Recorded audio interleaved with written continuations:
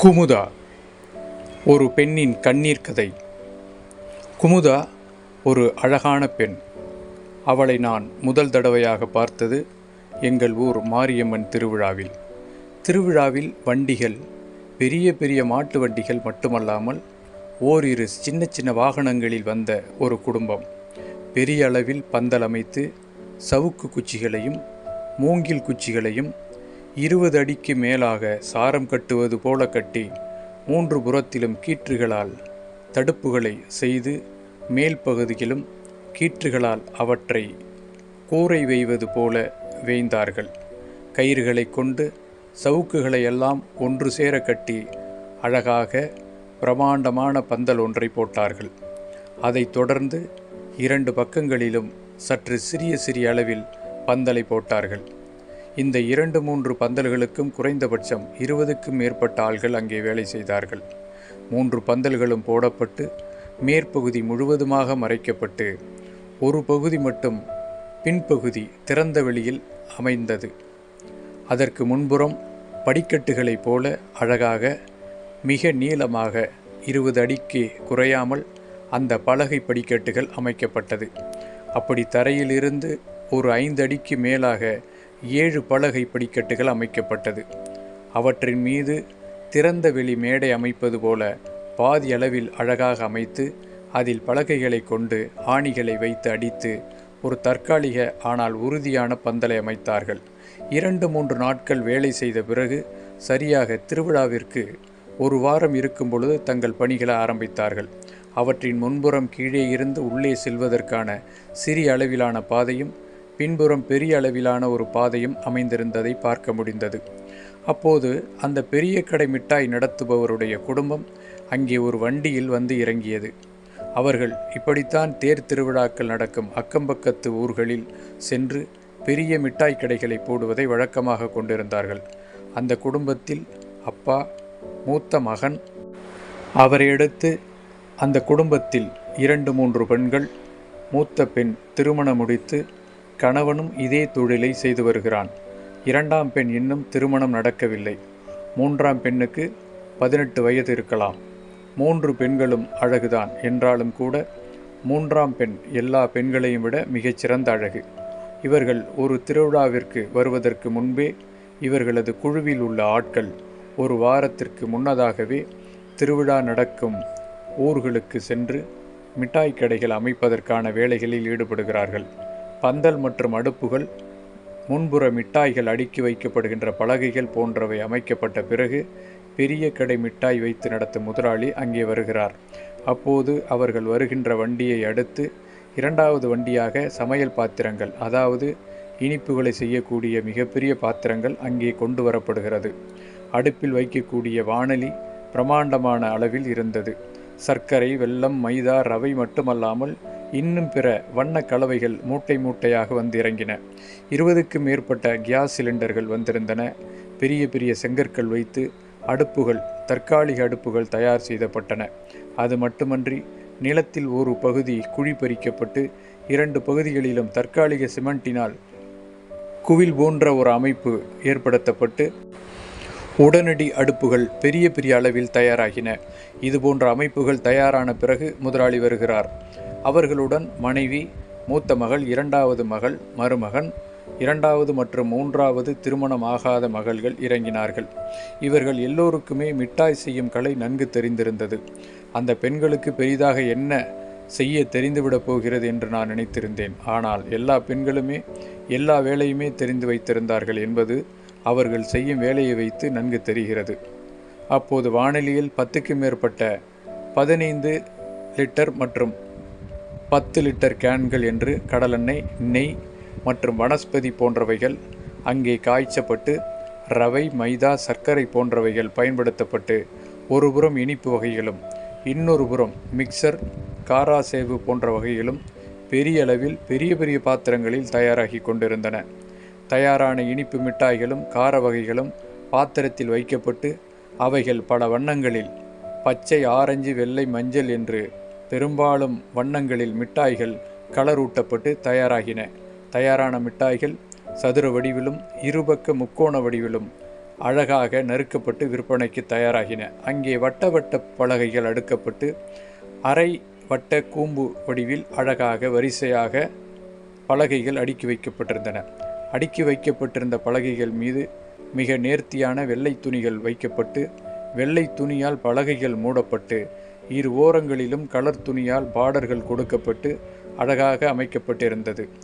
இப்போது கூம்பு வடிவமான கிரீடம் போன்ற அந்த வட்ட வடிவமான பலகைகள் மீது வண்ண வண்ண இனிப்புகளை அடுக்கி வைத்தார்கள். கண்ணுக்கு இனிய அந்த வண்ணம் காண்போர்கள் உடனடியாக வாங்கி சுவைக்கும் வகையில் அமைந்திருந்தது. நான் 2-3 முறை அந்த பெரிய அளவிலான பந்தல் போன்ற அமைப்பின் பின்பக்கம் வழியாக சென்று சமையல் கட்டுக்குள்ளே வேடிக்கை பார்ப்பது போல சமைப்பவர்களை பார்த்திருக்கிறேன். நான் நினைத்த அந்த பெண்களில் 3வது பெண் அங்கே இருக்கிறாளா என்று கவனித்தேன். அவள்தான் அங்கே சுவை பார்த்து சொன்னாள். பெரும்பாலும் இனிப்பு மிட்டாய்களை பொறுத்தவரை சிறிதளவு சுவை கூட்டுவதற்காக உப்பு சேர்ப்பார்கள். அதனுடைய அளவை அந்த சிறிய பெண்தான் எவ்வளவு பெரிய பாத்திரத்தில் இனிப்புகள் தயாராகி இருந்தாலும் கூட அதன் சர்க்கரை அளவிற்கு ஏற்ப சுவை கூட்டுவதற்காகத்தான் உப்புகளை இந்த சிறிய பெண் பக்குவமாக சேர்க்கிறாள். கடை போடப்பட்டதிலிருந்து அடுப்பில் இனிப்புகளை தயார் செய்து முன்புற பலகைகளில் அழகாக அடுக்குவது வரை ஒவ்வொரு வேளையாக நானும் எனது நண்பனும் கவனித்து கொண்டே இருந்தோம். என்னுடன் எனது நண்பனும் அங்கே வேடிக்கை பார்ப்பதற்காகத்தான் வந்திருந்தான். கிராமத்தில் வேடிக்கையாக ஒரு வழக்கு மொழி உண்டு. பெரிய மிட்டாய் கடையை வேடிக்கை பார்ப்பவன் போல பார்க்கிறாயே என்று சொல்வார்கள். நாங்கள் உண்மையிலேயே அந்த மிட்டாய் கடையும் அதில் பெண்கள் பம்பரமாக வேலை செய்வதையும் பார்த்து ரசித்தோம். அதில் உண்மையிலேயே 3வது பெண் அழகென்றால் மிக அழகு, அது மிகையல்லா. அப்போதுதான் எனது நண்பன் சொன்னான், அந்த பெண் நம்ம ஊரில், அதாவது எந்த ஊரில் திருவிழா நடக்கிறதோ அதே ஊரில் மாப்பிள்ளையை பார்த்திருக்கிறார்கள் என்று கூறினான். இந்த 2-3 நாட்களில் அவன் இந்த விஷயத்தை சேகரித்து எனக்கு கூறியிருக்கிறான் போலும். அவன் கூறியது உண்மைதான். திருவிழா முடித்த கையோடு எல்லோரும் கிளம்பினார்கள். ஆனால் பெரிய மிட்டாய் கடைகள் மட்டும் திருவிழா முடிந்தும் 1 வாரம் இருந்தது. அதனால் அடிக்கடி கடைத்தெருவிற்கு வரும் சாக்கில் திருவிழா கடைக்கு ஏதோ மிட்டாய் வாங்குவது போல நாங்கள் அந்த பெண்களை, குறிப்பாக அந்த சின்ன பெண்ணை பார்ப்பதை வழக்கமாக கொண்டிருந்தோம். அப்போது எனது நண்பன் அந்த சிறிய பெண் பெயர் குமுதா என்றும் அந்த பெண்ணை நம்ம ஊரில் ஹோட்டலில் உள்ளே மாஸ்டராக இருக்கும் பாண்டிதான் திருமணம் புரிய போகிறான் என்றும் சொன்னான். அந்த பாண்டியை நான் சரியாக பார்த்ததில்லை. ஆனால் இவ்வளவு அழகான பெண்ணை கடையில் மாஸ்டராக, அதுவும் புரோட்டா மாஸ்டராக பணிபுரிபவருக்கு ஏன் கொடுக்கிறார்கள் என்று தெரியவில்லை. அப்போது விசாரித்ததில் பாண்டிக்கு கடை வைத்து நடத்தும் ஓனரின் மனைவி செண்பகம் அத்தை என்று தெரிகிறது. இதற்காகவே இந்த பெண்ணை திருமணம் செய்து கொள்ளப் போகும் அந்த கொடுத்து வைத்த பாண்டியை நன்றாக ஒரு முறை பார்த்துவிட வேண்டும் என்ற அந்த ஹோட்டலுக்கு தண்ணீர் குடிப்பது போல ஒரு முறை நாங்கள் இருவரும் போய் பார்த்தோம். சம்பந்தமே இல்லாத ஒரு பொருத்தம். எப்படி அவர்கள் அவ்வளவு அழகான பெண்ணை இவனுக்கு மணமுடிக்க வேண்டிய அவசியம் என்ன வந்தது என்று யோசித்தேன். அப்பொழுது நேரடியாகவே கேட்டுவிடலாமே என்ற ரீதியில் நான் அந்த மிட்டாய் கடையில் அந்த சின்ன பெண் உட்கார்ந்திருந்த போது நாங்கள் இருவரும் சென்று அவளிடம் பேச்சு கொடுத்தோம்.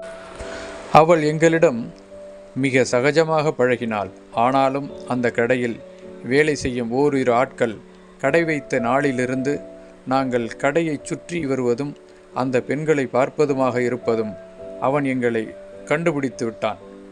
அதனால் நாங்கள் அந்த பக்கம் போகும்போதும் வரும்போதும் எங்களை அவன் முறைத்து பார்ப்பதை வழக்கமாக கொண்டிருந்தான்.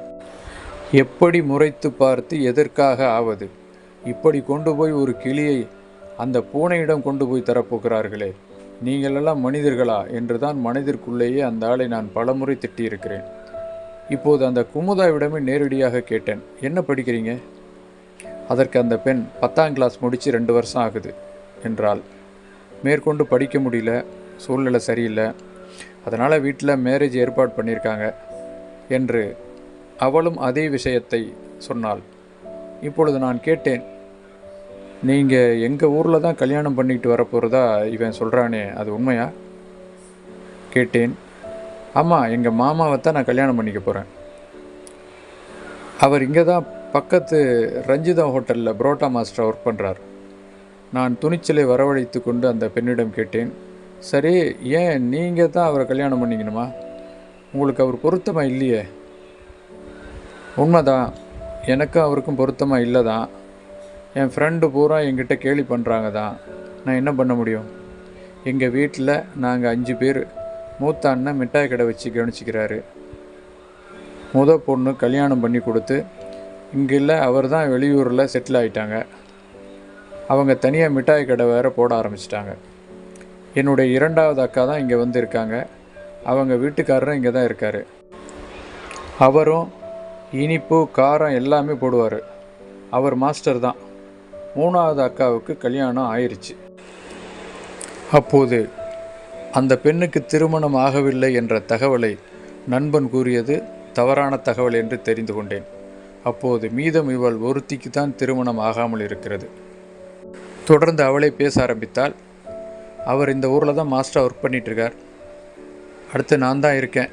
என் அம்மா கூட பிறந்த தம்பியுடைய மகன்தான் அவர். எனக்கு மாமா மகன். அது மட்டும் இல்லாமல் அவருக்கு ஸ்வீட் காரம் புரோட்டா எல்லாமே போடக்கூடிய அளவில் இருக்கார். அதனால் எங்கள் வீட்டுக்கு மாப்பிள்ளையாக வரவங்க எல்லாருக்குமே ஸ்வீட்டு காரம் போட தெரிஞ்ச ஆளாக தான் இருக்கணும்.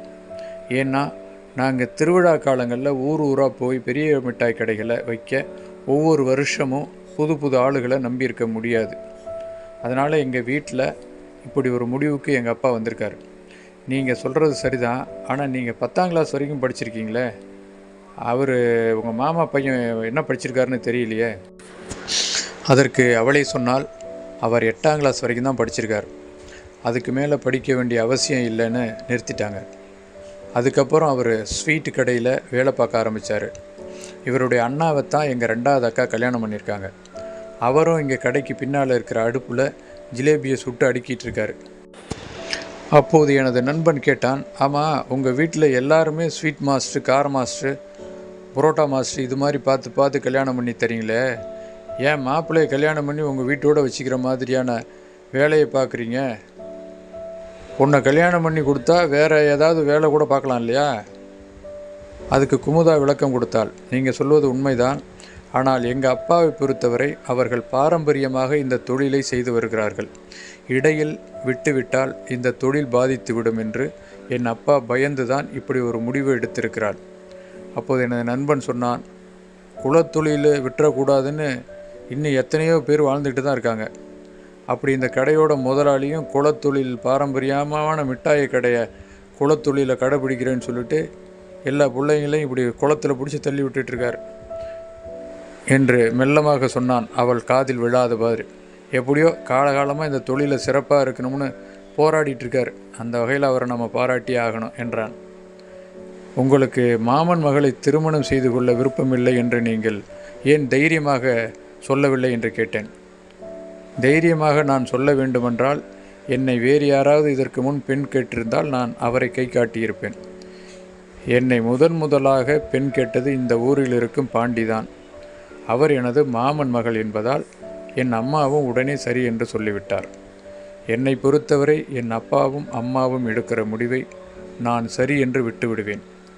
அதற்காக தேவையில்லாமல் வீட்டை பகைத்து கொள்வதற்கு எனக்கு ஒருபோதும் உடன்பாடு இல்லை என்று கூறிவிட்டாள். அப்போது எனக்கு துணிச்சலாக, நான் உன்னை விரும்புகிறேன், என்னை உனக்கு திருமணம் செய்து கொள்ள சம்மதமா என்று கேட்கலாம் என்று பலமுறை நினைத்தேன். ஆனால் ஒரு முறை கூட அவளிடம் கேட்கவில்லை. அப்படியே விட்டுவிட்டேன். மனதோடு அந்த எண்ணம் கரைந்தது. அப்போது எதிர்பாராத ஒரு திருப்பம் நடந்தது. குமுதா வருவாள்.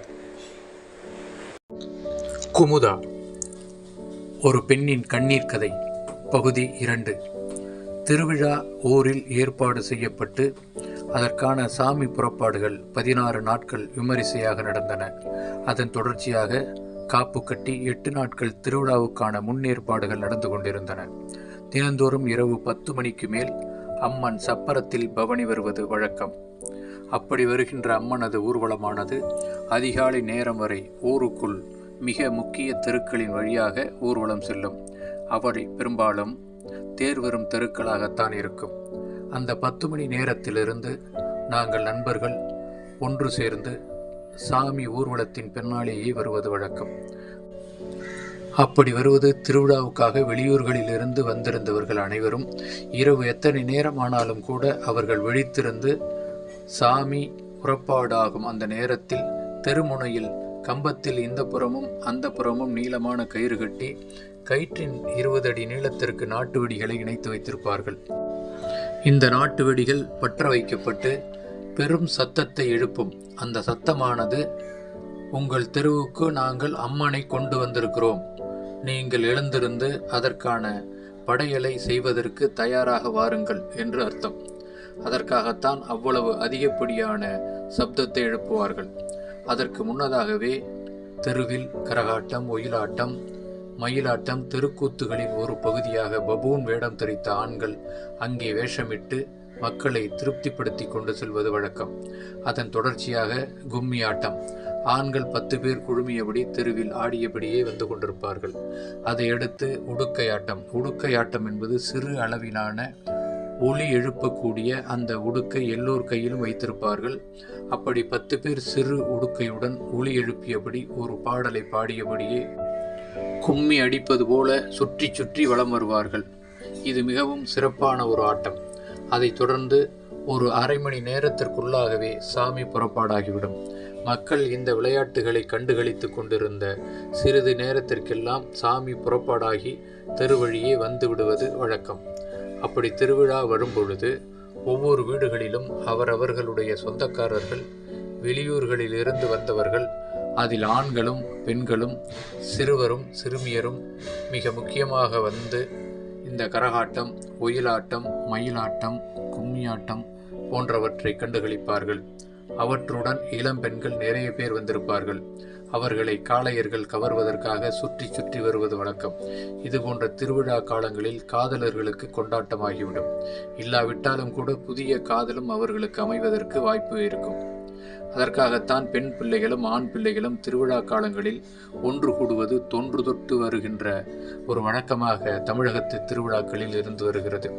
இவன் யார் வீட்டு பையன், இந்த பெண் யார் வீட்டு பெண், இவனை நம் பையனுக்கு பெண் கேட்கலாமா, இந்த பெண்ணை நம் பையனுக்கு கேட்கலாமா, இந்த பையனை நம் பெண்ணுக்கு கேட்கலாமா, கட்டிக்கொள்ளும் முறைதானா, அத்தை மாமன் உறவு முறையா அல்லது தங்கை முறையா என்றெல்லாம் பார்த்து சம்பந்தப்பட்ட வீட்டுக்காரர்களிடம் விசாரித்து, அத்தை முறை மாமன் முறை என்றால் பெண் என்ன படித்திருக்கிறாள், ஆண் என்ன படித்திருக்கிறான், அவர்களுடைய எதிர்கால லட்சியம் என்ன, குடும்பத்தின் நிலை என்ன, பெண் கோத்திரம் என்ன, குல வழக்கம் என்ன, அது மட்டுமன்றி அப்படி திருமணம் அமைவதென்றால் எத்தனை பவுன் நகை போடுவார்கள், எவ்வளவு பணம் தருவார்கள், வண்டி வாகனங்கள் தருவார்களா அல்லது நிலம் ஏதாவது எழுதி தருவார்களா, வயல் ஏதாவது இருக்கிறதா, அப்பா அம்மாவுடைய நிலை, அண்ணன் தம்பிகள் பெண்ணுக்கு யாராவது இருக்கிறார்களா அல்லது மாப்பிள்ளைக்கு அக்கால் தங்கைகள் இருக்கிறார்களா என்பது பற்றி விலாவாரியாக விசாரித்து அப்படி சரியாக வரும் சமயத்தில் அந்த பெண்ணையோ மாப்பிள்ளையோ கேட்டு விடுவார்கள்.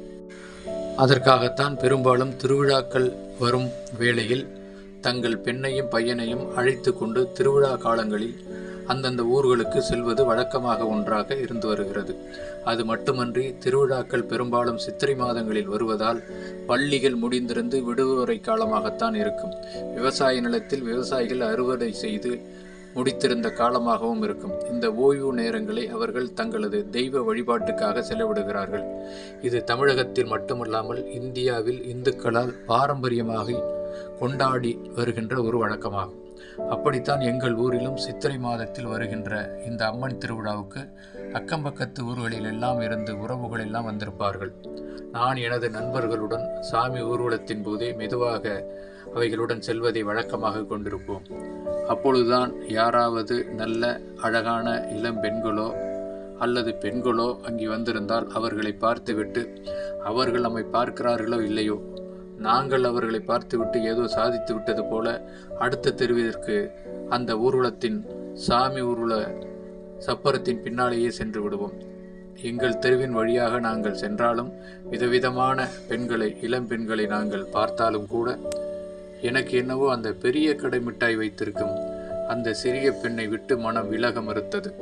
ஒருபுறம் அவளை நினைப்பது மாபெரும் தவறு என்று உள்மனத்திற்கு பட்டாலும் கூட, ஏனென்றால் அவளைத்தான் நம்ம ஊர் புரோட்டா மாஸ்டர் திருமணம் செய்ய போகிறானே, அவளை நினைப்பதால் ஏதாவது மாற்றம் வந்துவிட போகிறதா என்ன? அவளை அடித்து கொண்டு போய் திருமணம் செய்து கொள்ளலாமா என்று எனது நண்பனிடம் கேட்டேன். அப்போது அவன் சொன்னான், முதலில் நீ அழைத்தால் அவள் வரமாட்டாள். ஏனென்றால் உனக்கு இனிப்பு, காரம், புரோட்டா இவைகளை சாப்பிட மட்டும்தான் தெரியும், அவைகளை செய்ய தெரியாது. அந்த வீட்டில் நீ பெண்ணெடுக்க வேண்டுமென்றால் நீ முதலில் குறைந்தபட்சம் டீ மாஸ்டராகவாவது இருக்க வேண்டும் என்று கேலி செய்தான். அவன் சொல்வது உண்மைதான்.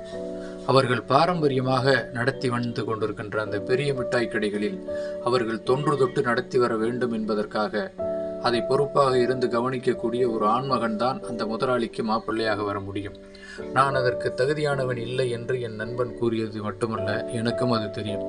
ஆனாலும் அந்த பெண்ணை விட்டு எனது மனம் வெளியே வர மறுத்தது.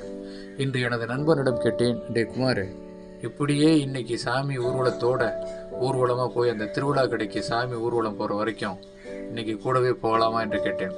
அதற்கு அவன் சொன்னான், போகலாம், ஆனால் அவர்கள் வேலை செய்த கலப்பில் உறங்கி கொண்டிருப்பார்களே. நிச்சயம் அந்த பெண் எழுந்து வந்து பூஜை செய்தால் அந்த நம்பிக்கை எனக்கு இல்லை. இருந்தாலும் ஒரு முயற்சி செய்து பார்ப்போமே.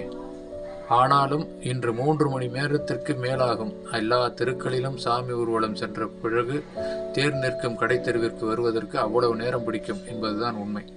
சரி என்று நாங்கள் இருவரும் இன்னும் 2-3 நண்பர்களை அழைத்து கொண்டு மெல்ல எல்லா தெருக்களின் வழியாக ஏதோ கணக்கெடுப்பவர்கள் போல மெல்ல பார்த்து கொண்டே சென்றோம். அப்போது 2-3 மணி நேரம் கழித்து பல தெருக்களை கடந்து கடைத்தெரு வழியாக சாமி ஊர்வலம் வரும்பொழுது கிட்டத்தட்ட விடிவதற்கு இன்னும் சிறிது நேரம்தான் பாக்கி இருந்தது. நாங்கள் நினைத்தது வீண் போகவில்லை. கடையில் இருந்த பெண்கள் மட்டுமல்லாமல் ஓரிரு ஆண்களும் சாமி ஊர்வலத்தை பார்ப்பதற்காக கடைவாசலில் வந்திருந்தார்கள். அந்த பெண் குமுதா என்னை பார்த்து சிரித்தாள். அவளுக்கு நன்றாக தெரியும் நாங்கள் அவளுக்காகத்தான் இவ்வளவு நேரம் சாமி ஊர்வலத்தில் நடந்து வந்திருக்கிறோம் என்று. ஏனென்றால் அவ்வளவு விடியற்காலையிலேயே நாங்கள் கடைத்தெருவுக்கு வர வேண்டிய அவசியமில்லையே. நான் பதிலுக்கு அவளை பார்த்து சிரித்தேன். அப்போது சாமி ஊர்வலமானது அருகில் வந்தவுடன் தயாராக வைத்திருந்த பூஜை தட்டை தேங்காய், வெற்றிலைப்பாக்கு, பழங்களோடு அபிஷேகத்திற்காக ஐயரிடம் கொடுத்தார்கள். ஐயரும் தேங்காய் உடைத்து அவர்களுக்கு சாமியிடம் இருந்த சிறிது பூக்களை எடுத்து கொடுத்துவிட்டு அவர்கள் கொடுத்த அந்த மாலையை ஒரு புறம் சாமிக்கு சாற்றினார்கள். பூஜை தட்டு வைத்திருந்த குமுதா அந்த கும்பலை கடந்து ஐயரிடம் வந்து கொடுத்துவிட்டு படையலை முடித்து திரும்பும் பொழுது நான் அருகில் இருந்தபடி அவளை பார்த்து சிரித்தேன். அவளும் பதிலுக்கு சிரித்தாள். மெதுவாக என்னிடம் கேட்டாள், என்னாச்சு, ராத்திரி பூரா சாமி கூட நீ ஊர்வலம் வந்துட்டு இருக்க போல இருக்கு. அவள் என்னை நீ என்று உரிமையுடன் அழைத்தது எனக்கு பிடித்திருந்தது. நான் கல்லூரி 1ஆம் ஆண்டு படித்து கொண்டிருக்கிறேன்.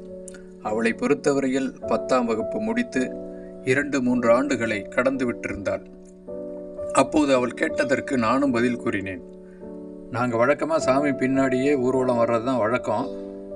அது ஒவ்வொரு திருவிழாவுக்கும் நான் எங்கள் ஃப்ரெண்ட்ஸோடு இப்படி சாமி கூடவோ வருவோம் என்றேன். எதுக்கு? பொம்பளை பிள்ளைங்களை பார்க்கறது தானே. அவள் பட்டன தேங்காய் உடைப்பது போல எங்களது எண்ணத்தை சொல்லிவிட்டாள். இப்போது நான் இல்லை நாங்கள் அப்படிப்பட்ட ஆட்கள் இல்லை என்று சும்மா சொன்னேன். அப்போது அவள் சிரித்து கொண்டே, உன்னை பார்த்தா அப்படி தெரியலையே. அப்போது நான் சொன்னேன், அப்போது எங்கிருந்து எனக்கு தைரியம் வந்தது தெரியவில்லை. நான் அவளிடம் சொன்னேன், ஆனால் இன்னைக்கு நான் உன்னை பார்க்கத்தான் வந்தேன் என்று சொல்லிவிட்டேன்.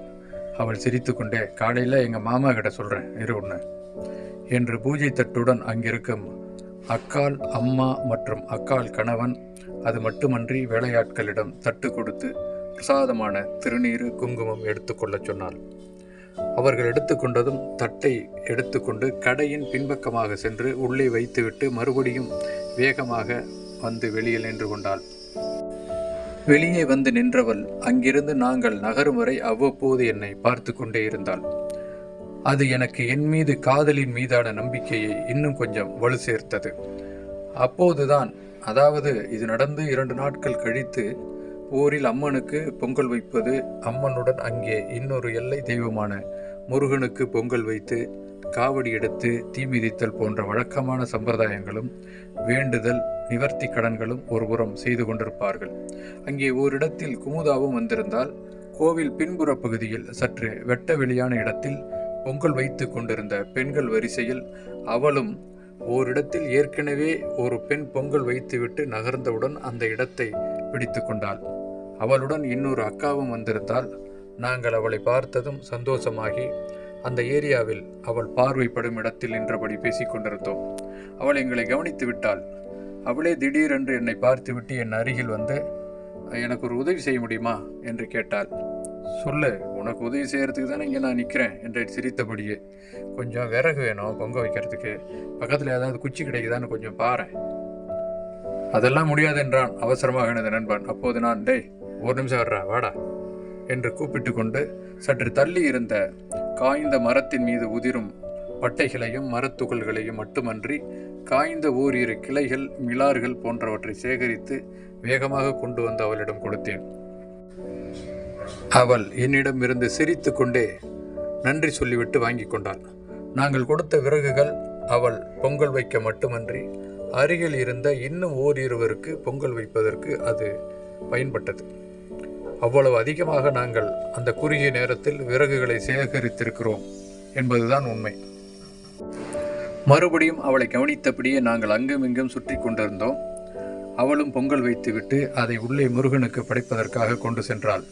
நான் சென்று அந்த பாத்திரத்தை அந்த கூட்டத்தில் அவளை யாரும் இடித்து விடாமல் இருப்பதற்காக அவளை ஓரிடத்தில் நிற்க சொல்லிவிட்டு ஐயரிடம் கொடுத்து படைத்துவிட்டு படைத்த பொருளை மறுபடியும் அவளுக்கு கொண்டு வந்து கொடுத்தேன். எனது நண்பன் தூரத்தில் நின்றபடி இதையெல்லாம் கவனித்துக் கொண்டிருந்தான். அப்போது அவளும் அவளது அக்காவும் எனக்கு நன்றி சொல்லிவிட்டு அங்கிருந்து கிளம்பினார்கள். கிளம்பும் போது என்னை பார்த்து குமுதா சிரித்து கொண்டே சென்றாள். அதற்கு என்ன அர்த்தம் என்று எனக்கு மட்டும்தான் தெரியும். ஆனால் அவள் எனக்கு கிடைப்பாளா என்று தெரியாது. குமுதாவும் அவளது அக்காவும் மெல்ல நடந்து கொண்டிருந்தார்கள். சற்று இடைவெளி விட்டு நானும் எனது நண்பனும் அவர்களை பின்தொடர்ந்தபடி நடந்து சென்றோம். குமுதா அடிக்கடி திரும்பி பார்ப்பதும் போவதுமாக இருந்தால் அதன் பிறகு அவர்கள் மிட்டாய் கடை வரை அவர்களை வழி அனுப்பிவிட்டு நாங்கள் வேறு பகுதிக்கு சென்றோம். அடுத்த நாள் திருவிழாவின் மிக முக்கியமான நாள். அதுதான் தேர் வலம் வரும் நாள். அன்றைய நாளும் அப்படித்தான். காலையிலிருந்து தேர் நிலையிலிருந்து நகரும் பொழுதே நாங்கள் சங்கிலியை பிடித்து சிறிது தூரம் இழுத்து கொண்டு வந்தோம். பிறகு அவரவர்கள் தெருவிற்கு வரும்பொழுது தேரை இழுத்து கொள்ளலாம் என்று முடிவு செய்துவிட்டு மறுபடியும் வழக்கம் போல அந்த பெரிய கடை மிட்டாய்க்காரியை பார்ப்பதற்காக சென்று விட்டோம். ஆனால் இன்று அவள் என்னை திரும்பி பார்ப்பதற்கு கூட அவளுக்கு நேரமில்லை போல இருக்கிறது. அவ்வளவு பிஸியாக மிட்டாய்களை எடுத்துக்கொண்டும் கொடுத்து கொண்டும் உள்ளே சரக்குகளை கொண்டு வந்து கடை வியாபாரம் செய்யும் ஆட்களிடம் கொடுப்பதும் பிறகு காலித்தட்டுகளை கொண்டு போய் உள்ளே கொடுப்பதும் வருவதுமாக 2-3 முறை வந்துவிட்டாள். ஆனால் ஒரே ஒரு முறை மட்டும் நிமிர்ந்து சுற்றிலும் பார்த்தால் நாங்கள் எதிரே இருக்கும் பொறிக்கடலைக்காரர்களிடம் கொஞ்சம் பொறி பொட்டுக்கடலை பட்டாணி என்று வாங்கி வைத்து கொண்டு ஒரு ஓரமாக நின்று தின்றபடியே கவனித்துக் கொண்டிருந்தோம்.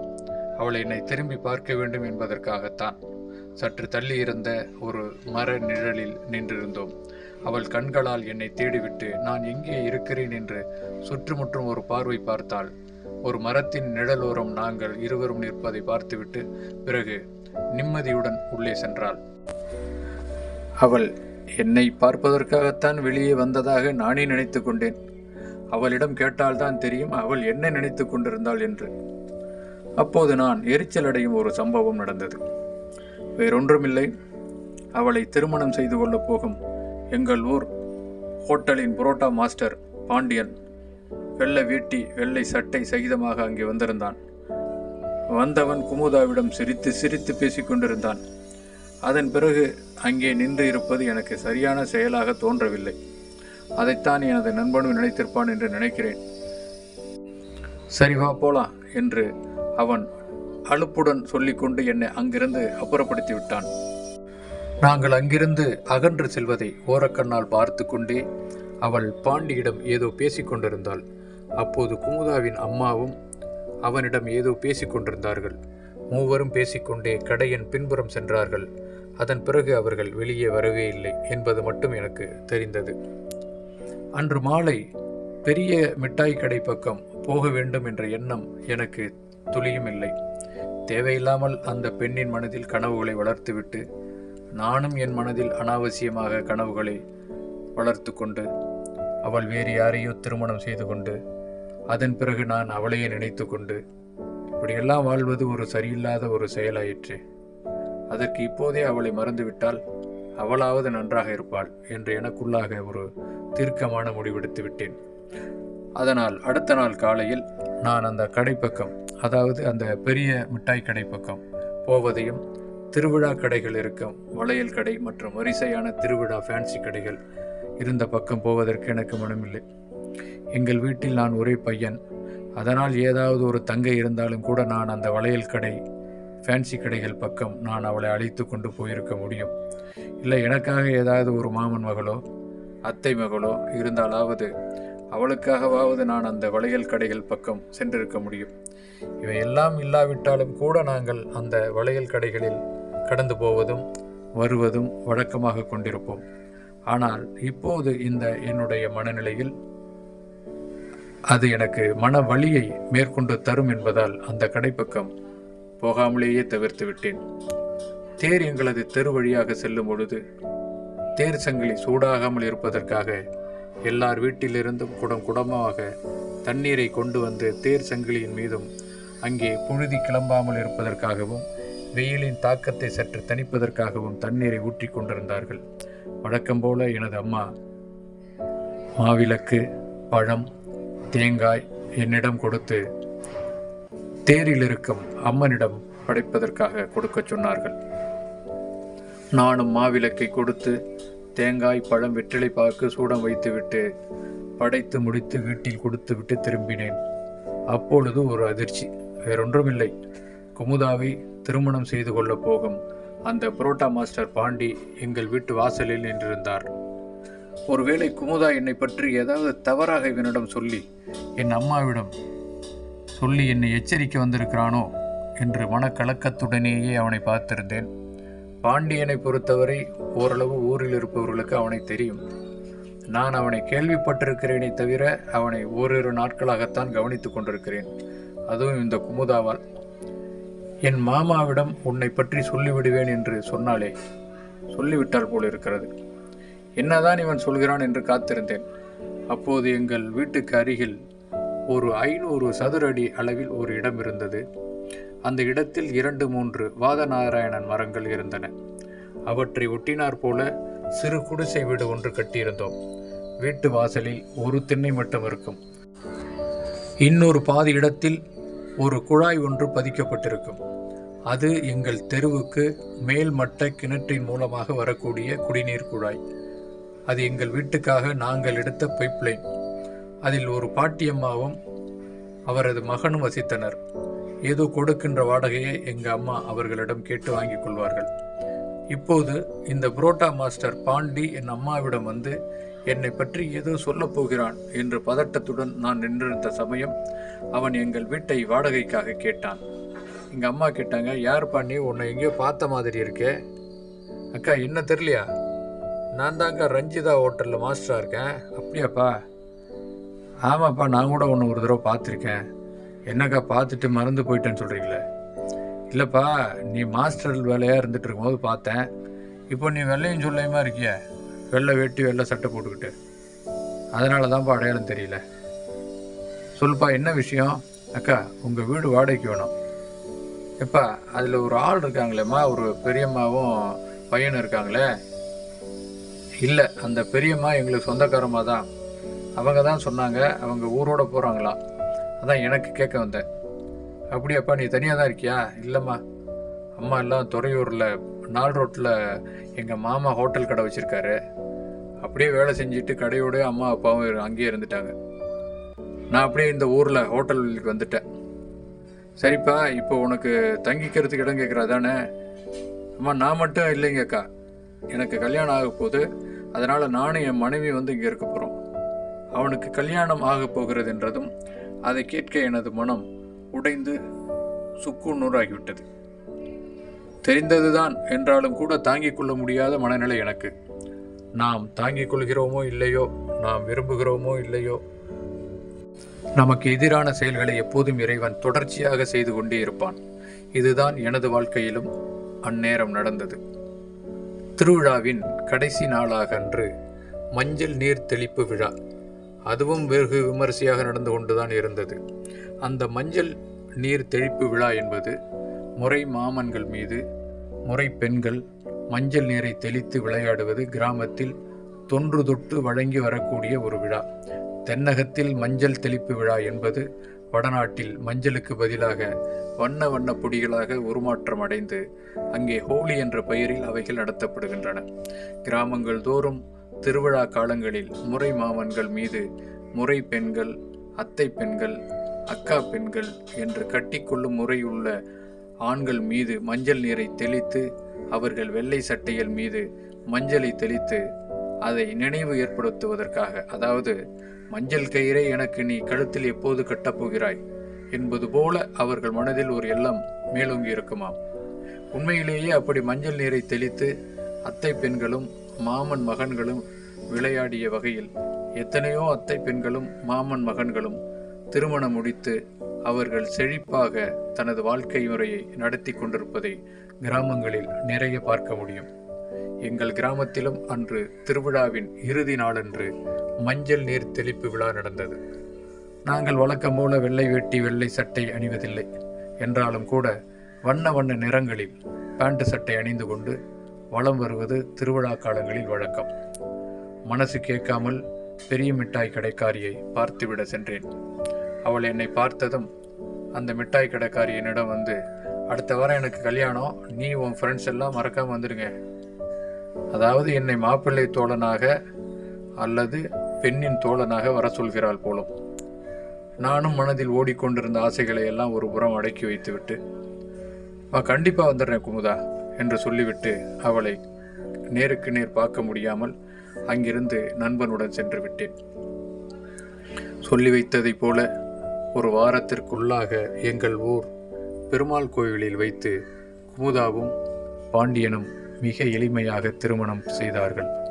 வேறு வழியில்லாமல் காதலிக்கு திருமணம் நடந்தால் குடிக்கும் பழக்கம் இருப்பவர்கள் குடித்து கொண்டே இருப்பார்கள், அல்லது சீட்டாட்டம் வேறு மாதிரியான எண்ணங்கள் இருப்பவர்கள் தனது கவனத்தை ஒருபுறம் திசை திருப்புவார்கள், அல்லது மிக மோசமான மனநிலைக்கு தள்ளப்பட்டு தாடி வளர்க்கப்பட்டு அதன் மூலமாக வேறு பல சிந்தனைகளுக்கும் ஆட்படுவார்கள். அப்படி ஒன்றும் நான் அவ்வளவு இலகாக மனதை கெடுத்துக் கொள்பவன் இல்லை என்பதால் அதிலிருந்து நான் மிக விரைவில் மீண்டு விடுவேன் என்ற நம்பிக்கை எனக்கு இருந்தது. அதற்கு மிக முக்கிய காரணம் என்னவென்றால், நாம் ஒரு பெண்ணை காதலிக்கிறோம் என்றால் அவளிடம் அதை சொல்வதற்கான காலகட்டம் தேவைப்படுகிறது. ஏதோ திருவிழாவிற்கு கடை போட வந்தார்கள், அதில் நாம் ஒரு பெண்ணை பார்த்தோம், அவளை எனக்கு பிடித்து போய் அவளை திருமணம் செய்து கொள்ளலாம் என்ற எண்ணம் என்பது நடைமுறைக்கு ஒத்துவராத விஷயம் என்பதுதான் அப்பட்டமான உண்மை.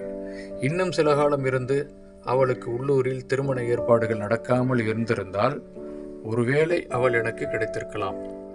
இது எல்லாவற்றையும் தாண்டி அப்படி ஒரு பெண்ணை நான் திருமணம் செய்ய போகிறேன், பெரிய மிட்டாய் கடைக்காரியை நான் திருமணம் செய்ய போகிறேன் என்று என் அம்மாவுக்கு ஒருவேளை தெரிய வந்தால் அவர்கள் அதற்கு ஒத்துக்கொள்வார்களா என்பது உண்மையிலேயே கேள்விக்குறிதான். எது எப்படியோ அவளுக்கு திருமணம் இனிதாக நடந்தது. நானும் எனது நண்பனும் அந்த பெருமாள் கோவிலில் நின்று அவளுக்கு அந்த திருமணத்திற்கு அட்சதையை தூவி வாழ்த்தும் தெரிவித்து விட்டோம்.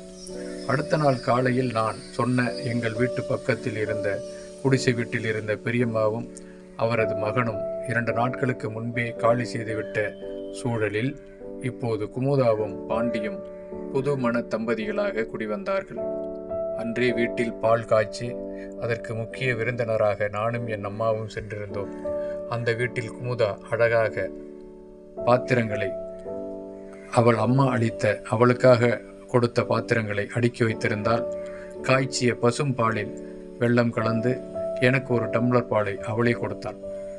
குமுதா அம்மா, அப்பா, பெரியக்கா, அடுத்த அக்கா, அக்காவின் கணவர்கள் மற்றும் நான் திருவிழா கடையில் பார்க்காத அவர்களின் குழந்தைகளும் கூட வந்திருந்தார்கள். 2 நாட்கள் கலகலப்பாக போய்கொண்டிருந்த குடும்பம் 3வது நாளிலிருந்து பாண்டியும் குமுதாவும் மட்டும் குடித்தனம் நடத்த வேண்டிய நிலை. புது மன தம்பதிகளாக அருகில் இருக்கும் கோவில்களுக்கு சென்று பாண்டியும் அவளும் சென்று வருவதும், நகரில் உள்ள தியேட்டர்களுக்கு சென்று திரைப்படத்திற்கு சென்று வருவதுமாக ஒரு வாரத்தை நகர்த்தி விட்டார்கள். ஒரு வாரம் மட்டும் பாண்டி ஹோட்டல் கடைக்கு விடுமுறை கொடுத்திருந்தான் போல் இருக்கிறது. அடுத்த வாரமே அவன் ஹோட்டல் புரோட்டா மாஸ்டர் வேலைக்கு சென்று விட்டான். இவைகளையெல்லாம் நான் கல்லூரி செமஸ்டர் விடுமுறையாக இருப்பதால் நான் பார்த்து ரசித்த கண்முன்னே அந்த பெண் கணவன் மனைவியாக ஒருவனுடன் வாழ்ந்து கொண்டிருக்கிறாள் என்பதை அதையும் நான் பார்த்து ரசிக்காமல் இருந்தாலும் கூட சற்று பொறாமையுடன் தான் பார்த்து கொண்டிருந்தேன் என்பதுதான் உண்மை. அன்று நான் புத்தகம் படித்து கொண்டிருந்தேன். ஹலோ, உள்ள வரலாமா என்ற குரல் கேட்டது. நிமிர்ந்து பார்த்தேன். குமுதா தான் என்றிருந்தாள். குமுதாவின் கதை தொடரும். பகுதி 3. குமுதா, ஒரு பெண்ணின் கண்ணீர் கதை. பகுதி 3. ஊரில் மாரியம்மன் கோவில் திருவிழாவிற்காக பெரிய மிட்டாய் கடைகள் போடப்பட்டன. அதில் மிட்டாய்க்கார இளைய பெண்ணின் அழகு என்னை கவர்ந்ததால் நானும் எனது நண்பனும் திருவிழாவில் பெரும்பகுதியான நேரத்தை மிட்டாய் கடை வாசலில் நிற்பதையே கழித்தோம். அப்போதுதான் தெரிந்தது அந்த இளைய பெண்ணுக்கும் எங்கள் ஊரில் ஹோட்டலில் வேலை செய்யும் புரோட்டா மாஸ்டருக்கும் விரைவில் திருமணம் நடக்கப் போகிறது என்பது. அதன் பிறகு திருவிழா முடிந்த அடுத்த வாரமே அவர்களுக்கு திருமணமும் முடிந்தது. இதில் வேடிக்கையான விஷயம், திருமணம் முடிந்த கையோடு எங்களுக்கு சொந்தமான ஒரு வீட்டிற்கு வாடகைக்கு அவர்கள் வந்துவிட்டார்கள்.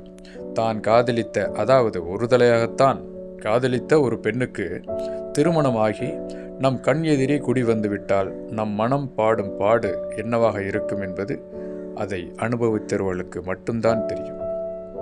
நான் அதை அனுபவித்துக் கொண்டிருக்கிறேன். நான் கல்லூரியில் 1ஆம் ஆண்டு படித்து கொண்டிருக்கிறேன். அந்த பெண் 10ஆம் கிளாஸ் முடித்து 3 வருடங்களை கடந்துவிட்டது. அதாவது அவளுக்கும் கிட்டத்தட்ட எனக்கும் ஒரே வயதுதான் என்பது அவள் பேசியதிலிருந்து தெரிய வந்தது. இந்த பேச்சு எல்லாமே, அவளிடம் நான் விசாரித்தது எல்லாமே அவள் திருமணத்திற்கு முன்பாகவே நடந்து முடிந்து விட்டது. இப்பொழுது நான் அந்த நினைவுகளை மட்டுமே சுமந்து கொண்டு என்னுடைய கல்லூரியின் முதல் செமஸ்டர் விடுமுறையில் வீட்டில் இருந்த அந்த சமயத்தில்தான் ஊரில் திருவிழாவும் என்னுடைய இந்த காதல் விவகாரமும் அடுத்து அந்த பெண்ணுக்கு திருமணமும் அடுத்தடுத்து இந்த சம்பவங்கள் எல்லாம் தொடர்ச்சியாக நடந்தன. மனம் இலகுவாக இருப்பதற்காக நான் அவ்வப்போது எங்கள் ஊரில் உள்ள நூலகத்திற்கு செல்வது வழக்கம். அப்படி செல்லும் பொழுது கையில் விக்ரமாதித்தன் கதைகள், தெனாலிராமன் கதைகள், சாண்டில்யன் கதைகள், நாட்டுப்புற கதைகள், நாடோடி கதைகள், நீதி கதைகள், பஞ்சதந்திர கதைகள், இப்படி புத்தகங்களை அவ்வப்போது வாங்கி வந்து வைத்துக்கொண்டு கல்லூரி புத்தகங்களை படிக்கும் நேரத்தை விட இந்த புத்தகங்கள் படிக்கும் நேரங்கள் நான் அதிகமாக செலவழித்து கொண்டிருப்பேன். ஒரு நாள் சாண்டில்யன் எழுதிய யவனராணியை படித்து கொண்டிருந்தேன். இவையெல்லாம் மனதை லேசாக வைப்பதற்கான முயற்சிதான், வேறொன்றுமில்லை.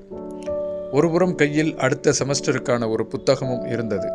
மற்றொரு புறம் யவனராணியை மிக ஆர்வமாக படித்து கொண்டிருந்தேன்.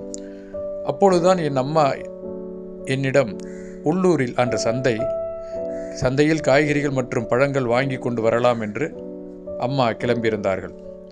இந்த சந்தையானது பெரும்பாலும் மாலை நேரத்தில் கிராமங்கள் தோறும் அக்கம்பக்கத்து விவசாயிகள் தங்களது விளை நிலங்களில் விளைந்த பொருட்களை ஓரிடத்தில் ஒன்று கூடி வைத்து வியாபாரம் செய்துவிட்டு இரவில் அவரவர்கள் வீட்டிற்கு கிளம்பி விடுவார்கள். ஒவ்வொரு கிராமத்திலும் ஒவ்வொரு நாள் சந்தை.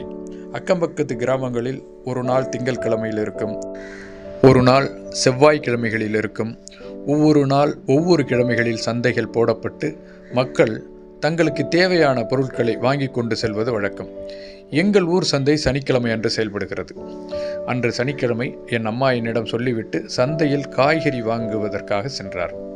அம்மா சென்று ஒரு அரை மணி நேரத்திற்குள்ளாக வாசலில், ஹலோ, உள்ள வரலாமா குரல் கேட்டது. நிமிர்ந்து பார்த்தேன். குமுதா தான் நின்றிருந்தாள். குமுதாவை பார்த்ததும் எனக்கு ஆச்சரியம். அம்மாவிடம் ஏதோ பொருள் வாங்க வந்திருக்கிறாள் என்று நினைத்து, அம்மா சந்தைக்கு போயிருக்காங்க என்றேன். ஓ அப்படியா, அத்தை வீட்டில் இல்லையா என்று கேட்டாள்.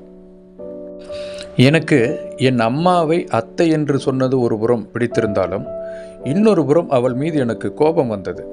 பெண்கள் எப்போதுமே பிடித்தான். யார் மீது பாசம் வைக்கிறார்கள், யாரை காதலிக்கிறார்கள், யாரை திருமணம் செய்து கொள்கிறார்கள் என்று எவராலும் கணிக்கவே முடியாது. குமுதாவை பொறுத்தவரையிலும் அப்படித்தான். ஆனால் அவளை பொறுத்தவரை அவர்களுக்கு பெரிய மிட்டாய் கடைக்கு மிட்டாய் போடுவதற்கு ஒரு மாஸ்டர் வேண்டும். அவர்கள் மாஸ்டரை தேடித்தான் திருமணம் செய்கிறார்களே தவிர தனக்கு வரக்கூடிய மாப்பிள்ளையை தேடவில்லை. மாப்பிள்ளை படித்திருக்கிறாரா, வேறு என்னெல்லாம் அவருக்கு தெரியும் என்பது பற்றி அவர்கள் சிந்திப்பதே இல்லை போலிருக்கிறது. தந்தை எப்படி என்றால் மகள்கள் அப்படி இருப்பது என்பது ஏற்றுக்கொள்ள முடியாத ஒரு விஷயம். சரி, முடிந்தது முடிந்து விட்டது. அதை பற்றி யோசிப்பதில், அதை பற்றி விவாதிப்பதில் கூட அர்த்தமில்லை என்று எனக்கு அப்போது தோன்றியது. அப்பொழுது நான் படித்து கொண்டிருந்த யவனராணி புத்தகத்தை பார்த்தால் ஓஹோ, யவனராணி படிக்கிறியா என்றாள்.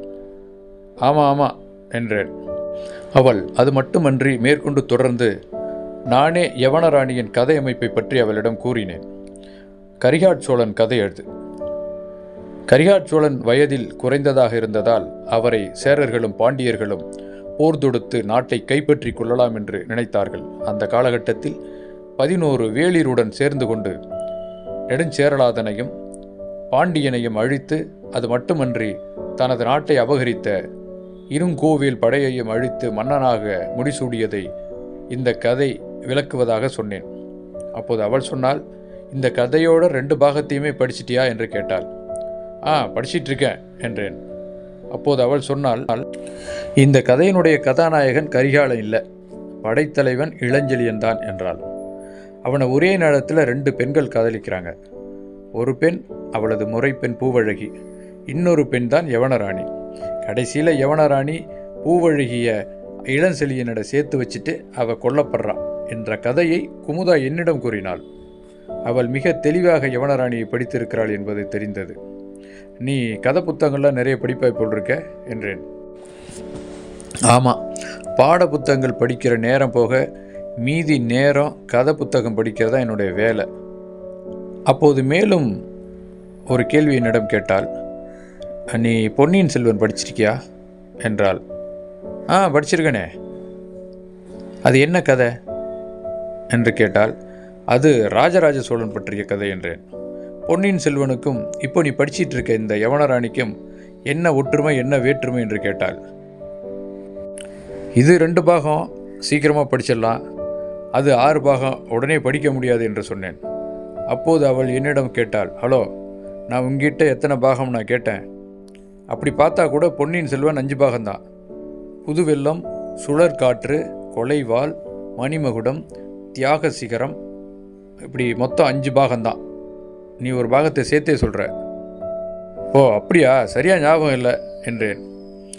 2 கதைகளையும் ஒரு ஒற்றுமை இருக்குது, அது என்ன சொல்லு? அதான் சொல்லிட்டேனே, யவனராணி கரிகால சோழன் கதை, பொன்னியின் செல்வன் ராஜராஜ சோழன் கதை, சரியா என்றேன். அப்போது அவள் சொன்னாள், பொன்னியின் செல்வன் கல்கி எழுதினது, அது கல்கியில் தொடராக வெளியில் வந்தது.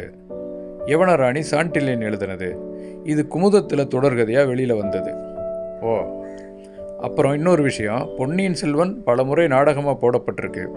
இன்னொரு விஷயம், பொன்னியின் செல்வன் 1950 இருந்து 55 வரைக்கும் கல்கியில் தொடராக வெளியில் வந்துச்சு. கல்கியை அதை எழுதி முடித்த பிறகு தான், அதுக்கப்புறம் 5 வருஷம் கழித்து தான் நீ படிச்சுக்கிட்டு இருக்க யவனராணி. இது சாண்டில்யன் குமுதத்தில் எழுதினார். இது 1960 குமுதத்தில் தொடர்கதையாக வெளியில் வந்துச்சு. அப்புறம் இன்னொரு விஷயம் கேட்டுக்கு, கரிகார் சோழன் சங்ககால சோழன், சரியா? ராஜராஜ சோழன் பிற்கால சோழன். ராஜராஜ சோழனுக்கு இப்போ இருந்து 2000 வருஷம் ஆகுது அவர் ஆட்சி செஞ்சு. ஆனால் அதிலிருந்து அதுக்கு முன்னால் 600-700 வருஷத்துக்கு முன்னால் வாழ்ந்தவர் தான் கரிகால சோழன் ராஜா, தெரிஞ்சிக்க. அவளது நினைவாற்றல் எனக்கு மிகுந்த வியப்பை தந்தது. குமுதா, உன்னை பார்த்து நான் உண்மையிலேயே பொறாமப்படுறேன் என்றேன். ஏன்? இல்லை, அறிவான பெண்கள் அடுப்படி வேலையை மட்டுமே செய்யணும்னு முடிவெடுத்துட்டிய. நீ செய்கிற வேலைக்கும் உன்னுடைய அறிவுக்கும் சம்பந்தமே இல்லையே. இதெல்லாம் நீ எங்கே படித்த? உனக்கு அதுக்கெல்லாம் நேரம் இருக்கா? அப்போது அவளே சொன்னால், எங்கள் கடைக்கு எதிரிலேயே லைப்ரரி இருக்குது. லைப்ரரி இன்சார்ஜ் எனக்கு தெரிஞ்ச ஒரு அம்மா தான். எனக்கு என்ன புத்தகம் பிடிக்குதோ அதை கொண்டுகிட்டு வந்து வச்சுக்கிட்டு நான் பாட்டுக்கு படிச்சுக்கிட்டே இருப்பேன். எத்தனை புத்தகம் வேணாலும் எடுத்துகிட்டு போவேன் வருவேன். என்னுடைய பாட புத்தகங்கள் படிக்கிற நேரத்தை தவிர்த்து நான் படிக்கிறது எல்லாமே இப்படி கதை புத்தகங்கள் தான். ஓஹோ, அப்போ நீ படிக்கிறத விட கதைகளில் என்ன மாதிரியே கவனம் செலுத்துகிற. நான் அப்படி கவனம் செலுத்துறதால நான் சுமாரான ஸ்டூடெண்ட்டாக தானே இருந்தேன். நீ என்று கேள்வி கேட்டேன். அப்போது அவள் என்னிடம் சொன்னாள், நான் தான் என் கிளாஸில் ஃபஸ்ட்டு. 1ஆவதுலேருந்து 9ஆம் கிளாஸ் வரைக்கும் நான் தான் ஃபஸ்ட்டு, தெரிஞ்சிக்க. 10ஆம் கிளாஸ் படிக்கும்போது தான் எங்கள் அப்பா கடைக்கு ஆள் பத்தலன்னு நிறுத்திட்டார். அட பாவி, உங்கள் அப்பா சரியான பைத்தியக்காரனாக இருப்போம் போல இருக்கு. இந்த சடார் என்று கோவப்பட்டு ஏதோ ஒரு வேகத்தில் அந்த வார்த்தையை பயன்படுத்தி விட்டேன். அவள் அதிர்ச்சி அடைந்து விட்டாள். டேய், என்ன எங்கள் அப்பாரை போய் இவனைங்கிற வாங்கிக்குவ என்றாள். அப்போது நான் அதை தப்பாக நினச்சிக்காத குமுதா, தெரியாமல் பேசிட்டேன். இல்லை, உன்னுடைய அறிவுக்கு 10ஆம் கிளாஸில் பாதியிலே நிப்பாட்டிட்டாரே அப்படிங்கிற வேகத்தில் தான் சொல்லிட்டேன். உண்மையிலேயே நானெல்லாம் கோஎஜுகேஷனில் தான் படித்தேன்.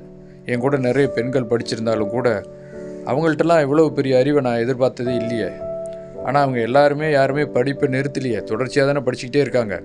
உன்னோட அறிவு குறைச்சலாக இருக்கிறவங்க தொடர்ச்சியாக படிக்கிறாங்களே, அதனால தான் சொன்னேன். இப்படி தொடர்ச்சியாக படித்தும் கூட அவர்களுக்கு உன்னுடைய அறிவு நிச்சயமாக இருக்காது அப்படிங்கிறது என்னுடைய நம்பிக்கை. அது மட்டும் இல்லை, அவங்க எல்லாத்தையும் விட நீ அழகாக வேற இருக்க. அப்புறம் உன் கையில் ஒரு பெரிய ஸ்வீட் ஸ்டால் எடுத்து நடத்தக்கூடிய அளவுக்கு எல்லாமே தெரிஞ்சு வச்சுருக்க. உன்னை நினச்சி எனக்கு பொறாமையாக இருக்குது. அந்த கோபத்தில் தான் உங்கள் அப்பாவை நான் அப்படி பேசிட்டேன், சாரி என்றான். ஹலோ, ரொம்பலாம் வருத்தப்படாத. உன்னை மாதிரி வருத்தப்படுறதுக்கு எனக்கு யாருமே இல்லை. முதல் தடவையாக இவ்வளவு அனுசரணையாக என்கிட்ட பேசின ஆளும் இல்லை.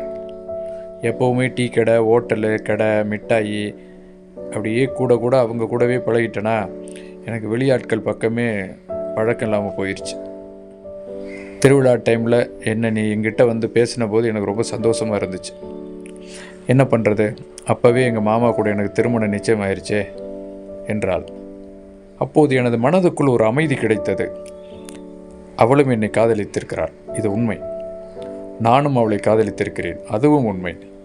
ஆனால் இருவருமே மனதிற்குள்ளேயே அதை வைத்திருக்கிறோம். பரவாயில்லை, அவளது வாழ்க்கையாவது சிறப்பாக அமையட்டும் என்று மனதிற்குள்ளே வேண்டிக் கொண்டேன். நீ இந்த புத்தகம்லாம் படிச்சிட்டு இருக்கும்போது எனக்கு ஆசையாக இருக்குது படிக்கணும்னு என்றாள். தாராளமாக எடுத்துகிட்டு போ, படி என்று கதை புத்தகத்தை எடுத்து நீட்டினேன். அவள் அப்போது சொன்னாள், இதையெல்லாம் நான் பல தடவை படிச்சிருக்கேன். நான் கேட்டது கதை புத்தகம் இல்லை, நீ படிச்சிட்ருக்கியே பாட புத்தகம், அதை சொன்னேன் என்றாள். நீ தான் 10ஆம் கிளாஸை இன்னும் படிக்கலைன்னு சொல்கிறியே என்றேன். ஆமாம், இதுக்கு மேலே என்ன படிக்கவா முடியும்? சரி, நான் வரேன் என்றாள். குமுதா, ஒரு நிமிஷம் நில்லு. என்ன என்று கேட்டாள். நீ ஏன் கரஸில் 10ஆம் கிளாஸ் படிக்கக்கூடாது? நான் படிக்கலாமா மறுபடியும்? அவள் கண்களில் சந்தோஷம் மின்னியது. தாராளமாக படிக்கலாம். யார் சொல்லித்தருவா என்று கேட்டாள். உனக்கெல்லாம் யாரும் சொல்லித்தர வேண்டாம், நீயே 10 பேருக்கு சொல்லித்தருவ. அதனால் புத்தகத்தை மட்டும் வாங்கி படித்தாவே போதும் என்றேன். அவள் சிரித்து கொண்டே, சும்மா சொல்கிறியா உண்மையாவா என்றாள். உண்மைதான், நீ படி, உன்னால் படிக்க முடியும் என்றேன். அவளுக்கு பயங்கர சந்தோஷம். வேகமாக வந்தவள் எனது கன்னத்தை கிள்ளி விட்டு ஓடிவிட்டாள். அவள் வாசலை கடந்து வெளியே செல்ல என் அம்மா அவளை பார்த்தபடியே காய்கறி கூடையுடன் உள்ளே நுழைந்தார்கள். நான் அதிர்ச்சியில் இருவரையுமே பார்த்து கொண்டு நின்றேன். குமுதாவின் கதை தொடரும். பகுதி 4. குமுதா, ஒரு பெண்ணின் கண்ணீர் கதை. பகுதி 4. குமுதா என் கன்னத்தை கிள்ளிவிட்டு வெளியே ஓடினாள். அப்போது என் அம்மா சந்தைக்கு சென்றவர் காய்கறி வாங்கி கொண்டு கூடையுடன் உள்ளே நுழைந்தார். அப்போது ஓடிய குமுதாவை என் அம்மா கூப்பிட்டாள். ஏ குமுதா, நில்லு, ஏன் இவ்வளோ வேகமாக ஓடுற? இதுக்கப்புறம் நீ சின்ன புள்ள இல்லை, பெரிய பொண்ணாயிட்ட, கல்யாணம் பண்ணி கொடுத்துட்டாங்க, நாளைக்கு குழந்தை தங்கிடுச்சின்னு வை. இப்போ ஓடுற மாதிரி அப்போவும் நீ ஓடக்கூடாது, புரியுதா? சரிங்க அத்தை. ஆமாம், எதுக்கு வந்த? ஏதாவது வேணுமா? இல்லை, அதெல்லாம் ஒன்றும் இல்லை அத்தை, உங்களை பார்த்துட்டு போகலான்னு தான் வந்தேன். உங்கள் பையன் புத்தகம் படிச்சுட்டு இருந்தார், எனக்கும் படிக்கணும்னு ஆசை வந்துடுச்சு, அதான் கேட்டேன். கல்யாணம் பண்ணிக்கிட்டு படிக்கலாம், தப்பு இல்லைன்னு உங்கள் பையன் சொல்லிட்டாரு. படிக்க போறியா? ஏம்மா, படிச்சுட்டு கல்யாணம் பண்ணிகிட்டு இருக்க வேண்டியதானே? கல்யாணம் பண்ணிக்கிட்டு எப்படி படிப்ப? அப்போது நான் அம்மாவிடம், அம்மா, அதெல்லாம் வீட்டில் இருந்து தொலைதூர கல்வின்னு ஒன்று இருக்குது, அதிலேயே படிச்சுக்கலாம்.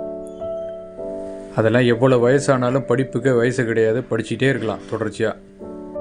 சரி, நாளைக்கு குழந்தை குட்டின்னு வந்துட்டா என்ன பண்ணுவேன்? அம்மா, படிப்புக்கும் குழந்தைக்கு என்னம்மா சம்மந்தம்? அதெல்லாம் ஒன்றும் இல்லை, படிக்கலாம். குழந்தைங்கள ஸ்கூலுக்கு அனுப்பிவிட்டு வீட்டில் இருந்தே படிக்க வேண்டியது தான். சரி, உன் வீட்டுக்காரர்கிட்ட ஒரு வார்த்தை கேட்டுக்க. அவர் சரின்னு சொல்லிட்டாருன்னா படிச்சுக்க. வந்தால் உன்னை படிக்க வைக்கிறேன்னு சொல்லிட்டான்ல, எங்கேயாவது போய் புத்தகத்தை வாங்கிட்டு வந்து கொடுத்துருவான், நீ படிக்கலாம். சரியா? சரி, இரு, சாப்பிட்டு போகலாம். இல்லத்தை செஞ்சு வச்சுருக்கேன். என்ன செஞ்சு வச்சுருக்க? வெஜிடபிள் பிரியாணி என்றவள் ஒரு நிமிஷம் இருங்க என்று மறுபடியும் ஓட முயன்றவள் சற்று யோசித்து, ஆனால் வேகமாக நடந்து 2 நிமிடத்தில் பாத்திரத்தில் அவள் தயார் செய்த வெஜிடபிள் பிரியாணியை கொண்டு வந்தாள். ஏம்மா, உன்னை நான் இங்கே சாப்பிட்டு போமான்னு சொன்னால் நீ எனக்கு சாப்பாடு கொண்டு வந்துட்ட. சரி சரி, நீ உட்காரு, 2 வாய் சாப்பிட்டே போகலாம். வீட்டில் போய் தனியாக தானே இருக்க போகிற, உட்காரு என்று குமுதாவை அமர வைத்து தட்டில் சாதம் போட்டு உருளைக்கிழங்கு சாம்பார் ஊற்றி கொண்டு வந்து வைத்தார்கள். அத்தை, எதுக்கு இவ்வளோ சாதம்? நான் இவ்வளோலாம் சாப்பிட மாட்டேன். அதெல்லாம் சாப்பிடலாம், சாப்பிடு. அப்போது என்னை பார்த்து குமுதா, ஹலோ சார், நீங்களும் வந்து உட்காருங்க. அப்போது அம்மா, டேய் கை கழுவிட்டு வாடா, நீங்கள் சாப்பிட்லாம் என்று அம்மா சொல்ல நானும் அமர்ந்தேன்.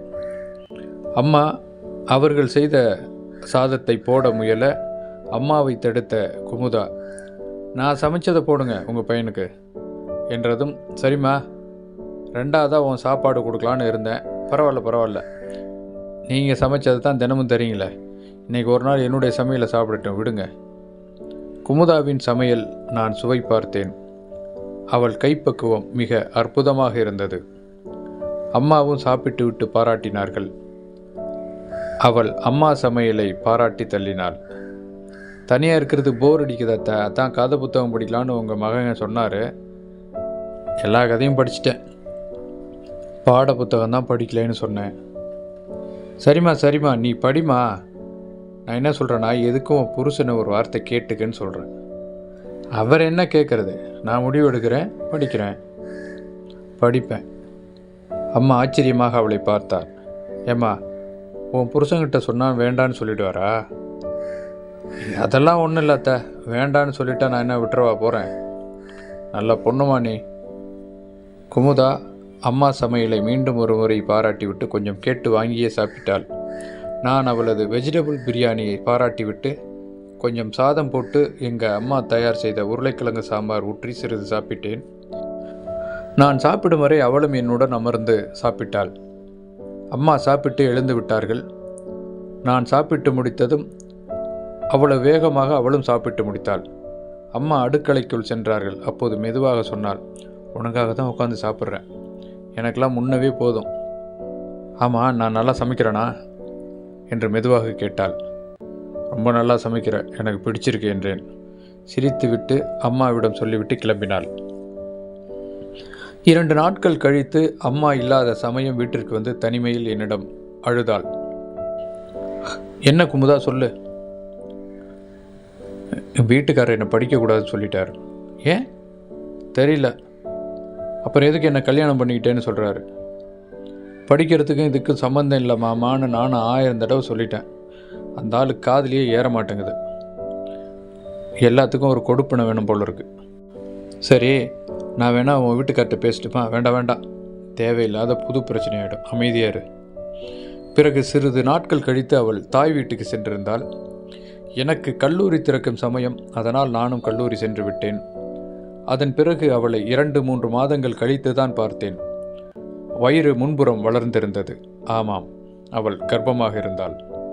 அதிலிருந்து என்னை பார்த்து புன்சிரிப்புடன் சிரித்து கொண்டே போவாள் வருவாள். 7வது மாதம் அவளுக்கான வளைகாப்பு நடந்தது. அம்மாவும் நானும் சென்றிருந்தோம். சிறிது நாட்கள் கழித்து அவள் மறுபடியும் தனது தாய் வீட்டுக்கு குழந்தை பெற்றுக்கொள்ள சென்று விட்டாள். அதிலிருந்து ஒரு 3 மாதம் கழித்து ஒரு அழகான ஆண் குழந்தையுடன் வந்தாள். வந்தவள் முதலில் அவள் வீட்டிற்கு சென்ற உடனே குழந்தையுடன் என்னைத்தான் பார்க்க வந்தாள். குழந்தை என்னிடம் கொடுத்தாள். நான் தூக்கினேன். அதற்குள் அம்மா வந்து கையில் பணம் வைத்து சம்பிரதாயமாக குழந்தையிடம் கொடுத்தார்கள். குழந்தையும் என்னை விட்டு அகலாமல் என்னுடனேயே ஒட்டி கொண்டது. குமுதா, உன் பையனுக்கு என்ன பேர் வச்சிருக்க கேட்டேன். எங்கள் வீட்டில் சாமி பேர் தான் முதல்ல வைப்போம், அதனால் எங்கள் குலதெய்வ சாமி ஐயனார் பேரையே வச்சு கூப்பிட்றோம். பிறகு மெல்ல சொல்ல ஆரம்பித்தாள். நான் உன் பேர் தான் என் பிள்ளைக்கு வச்சுருக்கேன் தெரியுமா? என்னம்மா சொல்கிற? நான் அதிர்ச்சி அடைந்தேன். ஹலோ, நேரடியாக வைக்கல, மறைமுகமாக வச்சுருக்கேன். எப்படி? உன் பேர் கதிரவன் தானே? இவனுக்கு பரிதின்னு வச்சுருக்கேன். பேர் நல்லா இருக்கா? ரொம்ப நல்லாயிருக்கு. ஸ்கூல் சர்டிஃபிகேட்லாம் பரிதின்னு தான் வரும். குழந்தையை பார்த்துக்கொள் என்று சொல்லிவிட்டு கிளம்பி விட்டாள். 1 மணி நேரம் கழித்து அவன் அழ ஆரம்பித்தான். அம்மா தான் சொன்னாள், டே அவன் பசிக்கு அழுறான்டா, கொண்டு போய் கொடுடா, பால் குடிக்கிட்டோம். என்ன பொண்ணவ இதை சாப்பிட்ற குழந்தை மாதிரி கொடுத்துட்டு போயிட்டாளே. என் அம்மா அவளை திட்டினாள். நானும் குழந்தை பருதியை தூக்கி கொண்டு அவளை பார்க்க சென்றேன். அவள் ஏதோ சமையல் வேலையை கவனித்து கொண்டிருந்தாள். என்னாச்சுப்பா, கத்த ஆரம்பிச்சிட்டானா? ஆமாம், பசி போல இருக்கு, பால் கொடு. கிளம்பினேன். அப்போது அவள் என்னை பார் என்றாள். ஏன், என்னாச்சு? நான் தான் உன்னை பார்த்துட்ருக்கேனே. இல்லை, நல்லா பாரு, ஏதாவது மாற்றம் தெரியுதா என்றாள். நான் ஒன்றும் புரியாமல் பார்த்தேன். இந்த புடவை உனக்கு ஞாபகம் இல்லையா? யோசித்து கொண்டிருந்தேன். பிறகு அவளே சொன்னாள், இந்த புடவையில் தான் நீ என்னை முதல் தடவையாக கடையில் பார்த்த. இப்போ ஞாபகம் வருதா? நானும் ஞாபகம் வருகிறது என்றேன். அது ஒரு மெரூன் கலர் அழகான கோல்டன் பார்டர் வைத்து சிறு சிறு டாட்டுகளால் மெல்லிய பூக்கள் வரையப்பட்டிருக்கும். அந்த புடவையில்தான் அவளை முதல் தடவையாக பெரிய மிட்டாய் கடையில் பார்த்தேன். அவளது நினைவில் வைத்திருக்கிறாள். எனக்கு சட்டென நினைவுக்கு வரவில்லை. அவள் சொன்னவுடன் தான் நினைவுபடுத்தி பார்த்தேன். உண்மைதான்.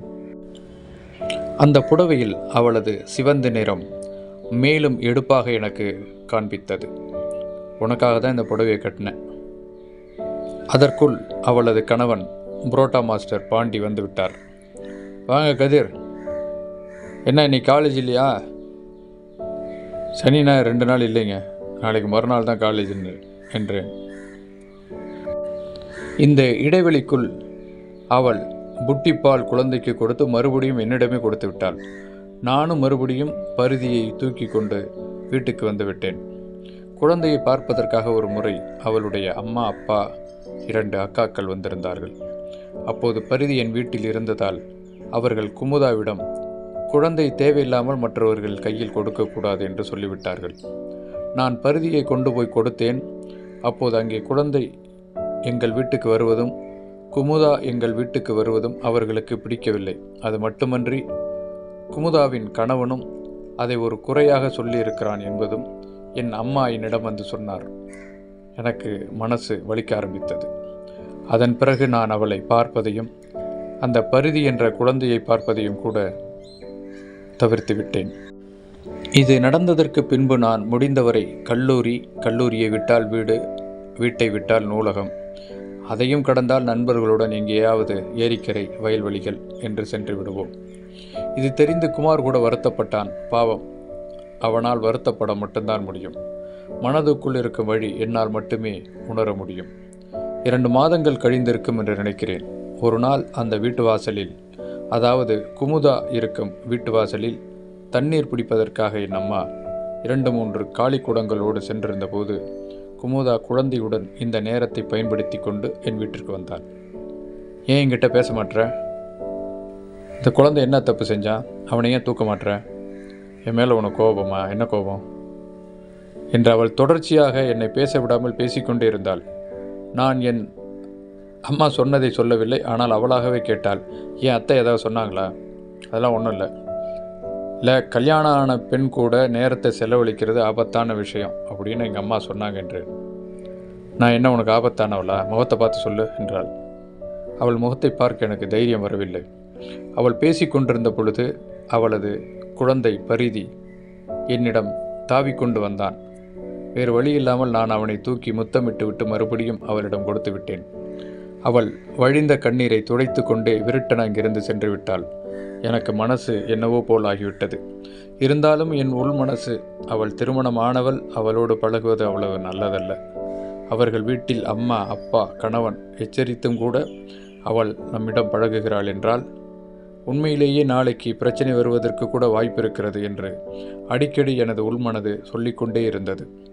அக்கம்பக்கத்து வீட்டில் உள்ளவர்கள் கூட அவள் என்னிடம் பழகுவது, பேசுவது விரும்பாதது போலவே நன்றாகவே எனக்கு தெரிந்தது. ஆனால் அவள் எதையும் கண்டுகொள்ளாமல் என்னிடம் பேச வந்ததையும் பழக வந்ததையும் அவ்வளவு எளிதாக என்னால் ஏற்றுக்கொள்ள முடியவில்லை. வாரத்தின் முதல் நாள் கல்லூரிக்கு நான் கிளம்பி கொண்டிருந்தேன். அவள் எங்கோ குழந்தையுடன் மருத்துவமனைக்கு குழந்தையை தூக்கி கொண்டு போய் கொண்டிருந்தாள். நான் அவளை கடந்து செல்லும் பொழுது அவள் என்னை அழைத்தாள். நானும் வேறு வழி இல்லாமல் குழந்தையுடன் எங்கே போய் கொண்டிருக்கிறாய் என்று கேட்டேன். 2 நாளாக தம்பிக்கு உடம்பு சரியில்லை என்று சொல்லும் பொழுது நான் அவனை தூக்கி கொண்டேன். என்னாச்சு தம்பிக்கு? காய்ச்சல் அடிக்குது. அதான் எப்படி வந்துச்சுன்னு கேட்டேன். நான் தான் அவனுக்கு ஒட்டி விட்டுட்டேன். 4 நாளாக எனக்கு காய்ச்சல் இருந்துச்சு. புள்ள என்கிட்ட வந்திருந்தானா, அப்போ நான் அவங்க அப்பா கிட்ட சொன்னேன், புள்ள என்கிட்ட விட வேணான்னு சொன்னேன். அந்த ஆள் கேட்கல. இப்போ பாரு, இவனுக்கு உடம்பு சரியில்லாமல் போச்சு. நீ பரவாயில்ல, குழந்தைய கொடு, உனக்கு உடம்பு சரியில்லாமல் போயிட போகுது அவனால் அப்படின்னா. அதெல்லாம் இல்லை, அதெல்லாம் எனக்கு ஒன்றும் ஆகாது, நீ முதல்ல குழந்தைய கொடு என்று குழந்தையை வாங்கி கொண்டேன். நீ அமைதியாக வா என்று பேசியபடியே பஸ் ஸ்டாண்ட் வரை நடந்தோம். அவள் அருகில் இருக்கும் கிராமத்து மருத்துவமனைக்கு சென்றாள். நானும் அவளுடன் சென்றேன். குழந்தைக்கு மருந்து கொடுத்து மாத்திரைகளை வாங்கி கொண்டவுடன் அவள் வீட்டுக்கு அனுப்பிவிட்டு நான் அங்கிருந்து பஸ் ஸ்டாப்புக்காக காத்திருந்தேன். அப்போது அவளது கணவன் பாண்டி அதை பார்த்துவிட்டு சைக்கிளில் வந்தவன் அவளை குழந்தையுடன் அழைத்து கொண்டு வீட்டுக்கு சென்றான். 1 வாரம் கழித்துதான் தெரிந்தது, குமுதா அவள் குடியிருந்த வீட்டை காலி செய்து கொண்டு பக்கத்து தெருவுக்கு சென்று விட்டாள். என் நண்பன் குமாரை பார்த்த வழியில் குமுதாவே இதை சொல்லியிருக்கிறாள். அதன் பிறகு குமுதாவை பார்ப்பது என்னால் இயலாத காரியமாக போய்விட்டது. நான் அவளை பார்க்க வேண்டுமென்றால் அவளது வீட்டிற்கு செல்ல வேண்டும். அது அவ்வளவு சரியாக வருமா என்று கூட எனக்கு தெரியவில்லை. ஆனாலும் கூட மாதம் ஒரு முறையாவது நான் அவளையும் குழந்தையும் பார்ப்பதை வழக்கமாக கொண்டிருந்தேன். அப்போது அவள் என்னிடம் கேட்டாள், உங்கள் வீட்டில் இருந்து நான் ஏன் இங்கே மாற்றிட்டு வந்தேன் தெரியுமா உனக்கு? தெரியாது. என் வீட்டுக்காரர் உங்க கூட பேசுகிறத சந்தேகப்படுறார், அதனால தான் உங்கள் வீட்டில் இருந்து இங்கே மாற்றிட்டு வந்துட்டான். அதுக்காக நான் உங்கள்கிட்ட பேசாமல் இருக்க முடியாது. அப்போது நான் சொன்னேன், இது ஏன் நீ அப்போவே என்கிட்ட உடனே சொல்லலை? சொல்லியிருந்தா உன்னை நான் பார்த்துருக்கவே மாட்டேன் என்றேன். என்னால் உன்னை பார்க்காம இருக்க முடியலையே, அதனால தான் உங்கள்கிட்ட சொல்லலை. சரி, இப்போ எதுக்கு சொன்னேன் என்றேன். மனசு உறுத்திக்கிட்டே இருந்துச்சு, சொல்லாமல் இருக்க முடியல. ரொம்ப நாள் கழித்து வேறு வந்தியா, அதான் சொல்லிட்டேன். சரி, நான் கிளம்புறேன், சாப்பிட்டு போ. இல்லை வேண்டாம். ஏன்? இல்லை, நான் சாப்பிட்டுட்டு தாம்மா வந்தேன். சரி கிளம்பு, நான் ஒருத்தி இருக்கிறேன்னு மனசுக்குள்ளே ஒரு ஓரத்தில் வச்சுக்கோ, என்ன? சரி குமுதா, நான் கிளம்புறேன். மனசு இல்லாமல் தான் அவளை விட்டு கிளம்பினேன். இப்பொழுது அந்த பையன் 2 வயதுக்கு மேல் இருந்தான். அவனுக்கு நான் கொண்டு சென்ற சாக்லேட்டையும் பிஸ்கட்டையும் கொடுத்து விட்டு அங்கிருந்து நகர்ந்தேன். தெருமுனை வரை வந்தவள். ஒரு முறை நான் அவளது வீட்டை திரும்பி பார்த்தேன். அவள் வாசலில் நின்றிருந்தாள். அங்கிருந்தபடியே அவள் எனக்கு கையை அசைத்து விடை கொடுத்தாள். அவள் இடுப்பில் இருந்த பரிதியும் எனக்கு டாட்டா காட்டி கொண்டிருந்தான். அதிலிருந்து 2 நாட்கள் கழித்து 2ஆம் ஆண்டுக்கான அந்த திருவிழாவும் வழக்கம் போல வந்தது. அவர்கள் குடும்பத்துடன் பெரிய மிட்டாய் கடை அமைத்தார்கள். எனக்கென்னமோ 2 ஆண்டுகளுக்கு முன்பு அவள் புதிதாக வரும்பொழுது உருவான மிட்டாய் கடையை போன்று அவை இருந்தாலும் கூட மன ரீதியாக எனக்கு அதில் உடன்பாடில்லை, முரண்பாடு தான் இருந்தது, ஒட்டவில்லை. நான் அந்த பக்கம் போவதையே சிறிதாக தவிர்த்து விட்டேன். அதனால் ஒரு பை நிறைய மிட்டாய்களை கொண்டு வந்து அவளை வீட்டிற்கு வந்து கொடுத்தாள். என் அம்மா அவளிடம், எதுக்குமா இதெல்லாம், இங்கே யார் இவ்வளோ பெரிய மிட்டாயெல்லாம் சாப்பிட போகிறாங்க என்று சொன்னார்கள். அவள் மிட்டாய் கொடுக்கிற சாக்கில் என்னைத்தான் பார்க்க வந்திருக்கிறாள் என்பது எனக்கு மட்டும்தான் தெரியும். அப்போது சிறுவன் சற்று வளர்ந்திருந்தான். அடுத்த வருடம் பள்ளியில் சேர்ப்பதாக சொல்லியிருந்தாள். அவன் தெருவில் என்னை கண்டான். அவன் விளையாடி கொண்டிருக்கும் பொழுது என்னிடம் ஓடி வந்து விடுவான். அப்போது என் கையில் என்ன இருக்கிறதோ அதற்காக அவனுக்கு ஏதாவது வாங்கி கொடுப்பதை வழக்கமாக கொண்டிருந்தேன். நாட்கள் நகர்ந்தன. 3 ஆண்டுகள் கல்லூரி முடிந்து அடுத்து வேலை என்பதை நோக்கிய தேடலில் குமுதா என்ற ஒருத்தி இருப்பதையே நான் மறந்துவிட்டேன். இதற்கிடையில் என் அம்மா என்னிடம் சொன்னார்கள், டேய், குமுதாவுக்கு குழந்தை பிறந்திருக்கு, போய் பார்த்துட்டு வா. என்னம்மா சொல்கிற? ஆமாண்டா, 2ஆவதும் அவளுக்கு பையன்தான் பிறந்திருக்கான். போய் பார்த்துட்டு கையில் ஏதாவது பணத்தை கொடுத்துட்டு வா, வெறுமனே கை வீசிட்டு போய் பார்த்துட்டு வந்துடாத. உண்மைதான். சில சமயம் நான் காசு இல்லாவிட்டால் கவலைப்படுவதில்லை, பார்ப்பவர்களை பார்த்து விடுவேன். அது அவர்களுக்கே தெரியும் என்னிடம் காசு இல்லை என்பது. பார்க்காமல் இருந்துவிட்டால் காசு வரும்போது பார்த்து கொள்ளலாம் என்ற எண்ணத்தாலேயே பல விஷயங்களை நாம் தொடர்ச்சியாக இழந்திருப்போம். அதனால் அதை பற்றி நான் யோசிப்பதில்லை. எச்சரிக்கையாக அம்மா சொன்னது போல குழந்தைக்கு தேவையான ஒரு ஹார்லிக்ஸ் பாட்டில் வாங்கி கொண்டு கொஞ்சம் பழங்களையும் எடுத்துக்கொண்டு அவளை பார்க்க சென்றேன். அவளுக்கு மிகுந்த சந்தோஷம். ஓஹோ, நான் ஒருத்தி இருக்கிறேன்னு உனக்கு நினப்பு இருக்கு போல் இருக்க என்றாள். உன்னை மறக்க முடியாது. உனக்கு இன்னொரு குழந்தை பிறந்திருக்குன்னு எனக்கு தெரியலம்மா. அம்மா தான் சொன்னாங்க போய் பார்த்துட்டு வாடான்னு, அதான் வந்தேன். அப்போது குழந்தையை தூக்கி என் கையில் கொடுத்தாள். அங்கே பரிதியும் வந்து என்னுடன் ஒட்டி கொண்டான். அவனை மாதிரி தான் இவனும் இருக்கான். இவனுக்கு என்ன பேர் வச்சுருக்க என்றேன். சாந்தனு. பேர் நல்லா இருக்கா? நல்லா இருக்கு. சரி, நீ எப்படி இருக்க என்றேன். இதோ பார்த்துட்டு தானே இருக்க, நல்லா தானே இருக்கேன். குழந்தைகளை பார்த்துட்டு இருக்கும்போது எனக்கு மனசு இருக்கிற கவலையெல்லாம் பறந்துடும். அந்த ஆள் தான் இப்போ குடிக்க ஆரம்பிச்சிட்டார். என்ன திடீர்னு அதிர்ச்சியாக கேட்டேன். அந்த மனுஷன் ஏற்கனவே குடிச்சிட்டு தான் இருந்திருக்காரு, நமக்கு தான் தெரியல. தெரியாமல் குடிச்சிட்டு வந்துட்டுருக்காரு. குழந்தைங்க இருக்காங்க, குடிக்காதுன்னு சொன்னால் கேட்க மாட்டுறாரு.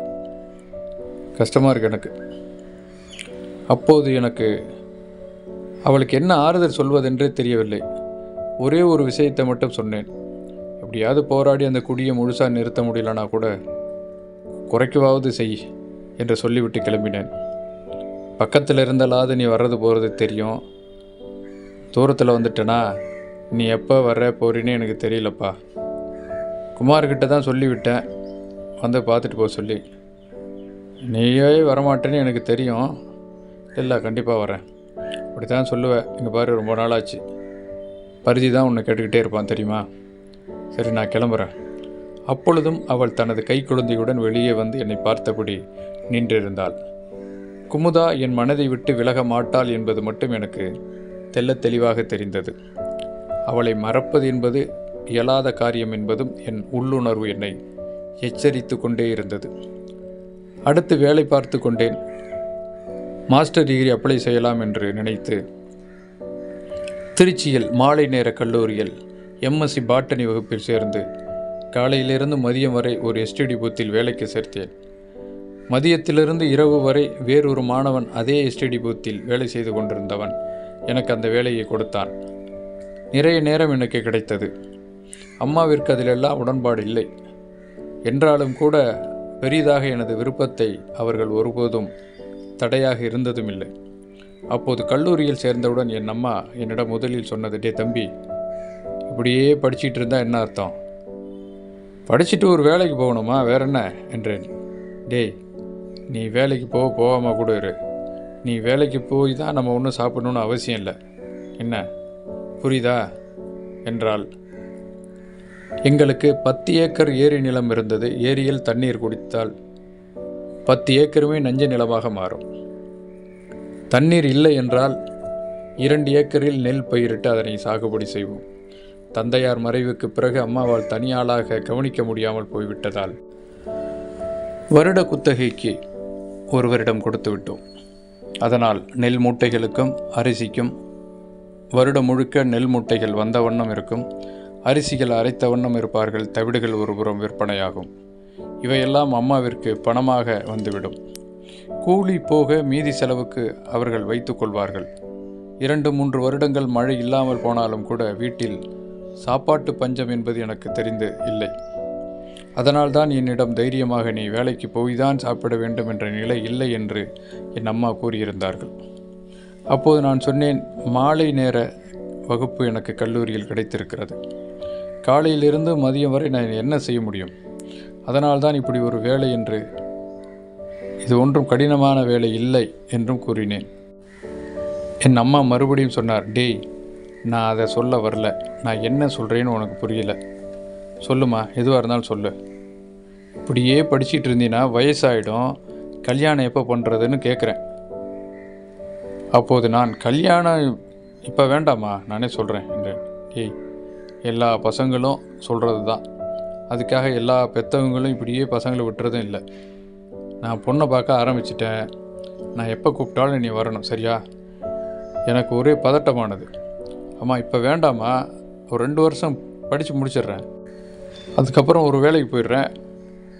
இல்லைன்னா பரவாயில்ல, இந்த ஊர்லையாவது ஒரு வாடகைக்கு ஒரு கடை எடுத்து நடத்துகிறேன். அப்போ நீ எனக்கு கல்யாணம் பண்ணினா சந்தோஷமாக இருக்கும் என்றேன். 2 வருஷம்லாம் தள்ளி போட முடியாது தம்பி. அப்போது நான் சொன்னேன், சார் அப்படின்னா இந்த 1 வருஷம் முடியட்டும், அடுத்த வருஷம் நீ பொண்ணு பார்க்க ஆரம்பிச்சிட்டு அந்த வருஷத்திலே கல்யாணம் பண்ணிக்கலாம். அப்போதைக்கு என் அம்மா அமைதியாக இருந்துவிட்டு அடுத்த வாரத்திலிருந்தே திருமண பேச்சு எடுக்க ஆரம்பித்தார்கள். 2-3 ஊர்களிலிருந்து வரன் வந்ததாக சொன்னார்கள். நான் தெள்ளத் தெளிவாக சொல்லிவிட்டேன், 2 வருடம் கழித்துத்தான் திருமணம் என்று. என் அம்மாவும் அவர்களிடம் 2 வருடம் காத்திருக்க சொல்கிறான் என்று சொல்லிவிட்டு அனுப்பிவிட்டார்கள். பெண்கள் எளிதில் வளர்ந்து விடுவார்கள். 2-3 மாதங்கள் கூட பெண் வீட்டார் மாப்பிள்ளைக்காக காத்திருக்க மாட்டார்கள் என்பது எனக்கு நன்றாக தெரியும். எனக்கு பார்த்த 4 பெண்கள் திருமணம் நடந்து முடிந்து விட்டது என்ற தகவலை என் அம்மா இந்த 2 ஆண்டுகளுக்குள் சொல்லிவிட்டார்.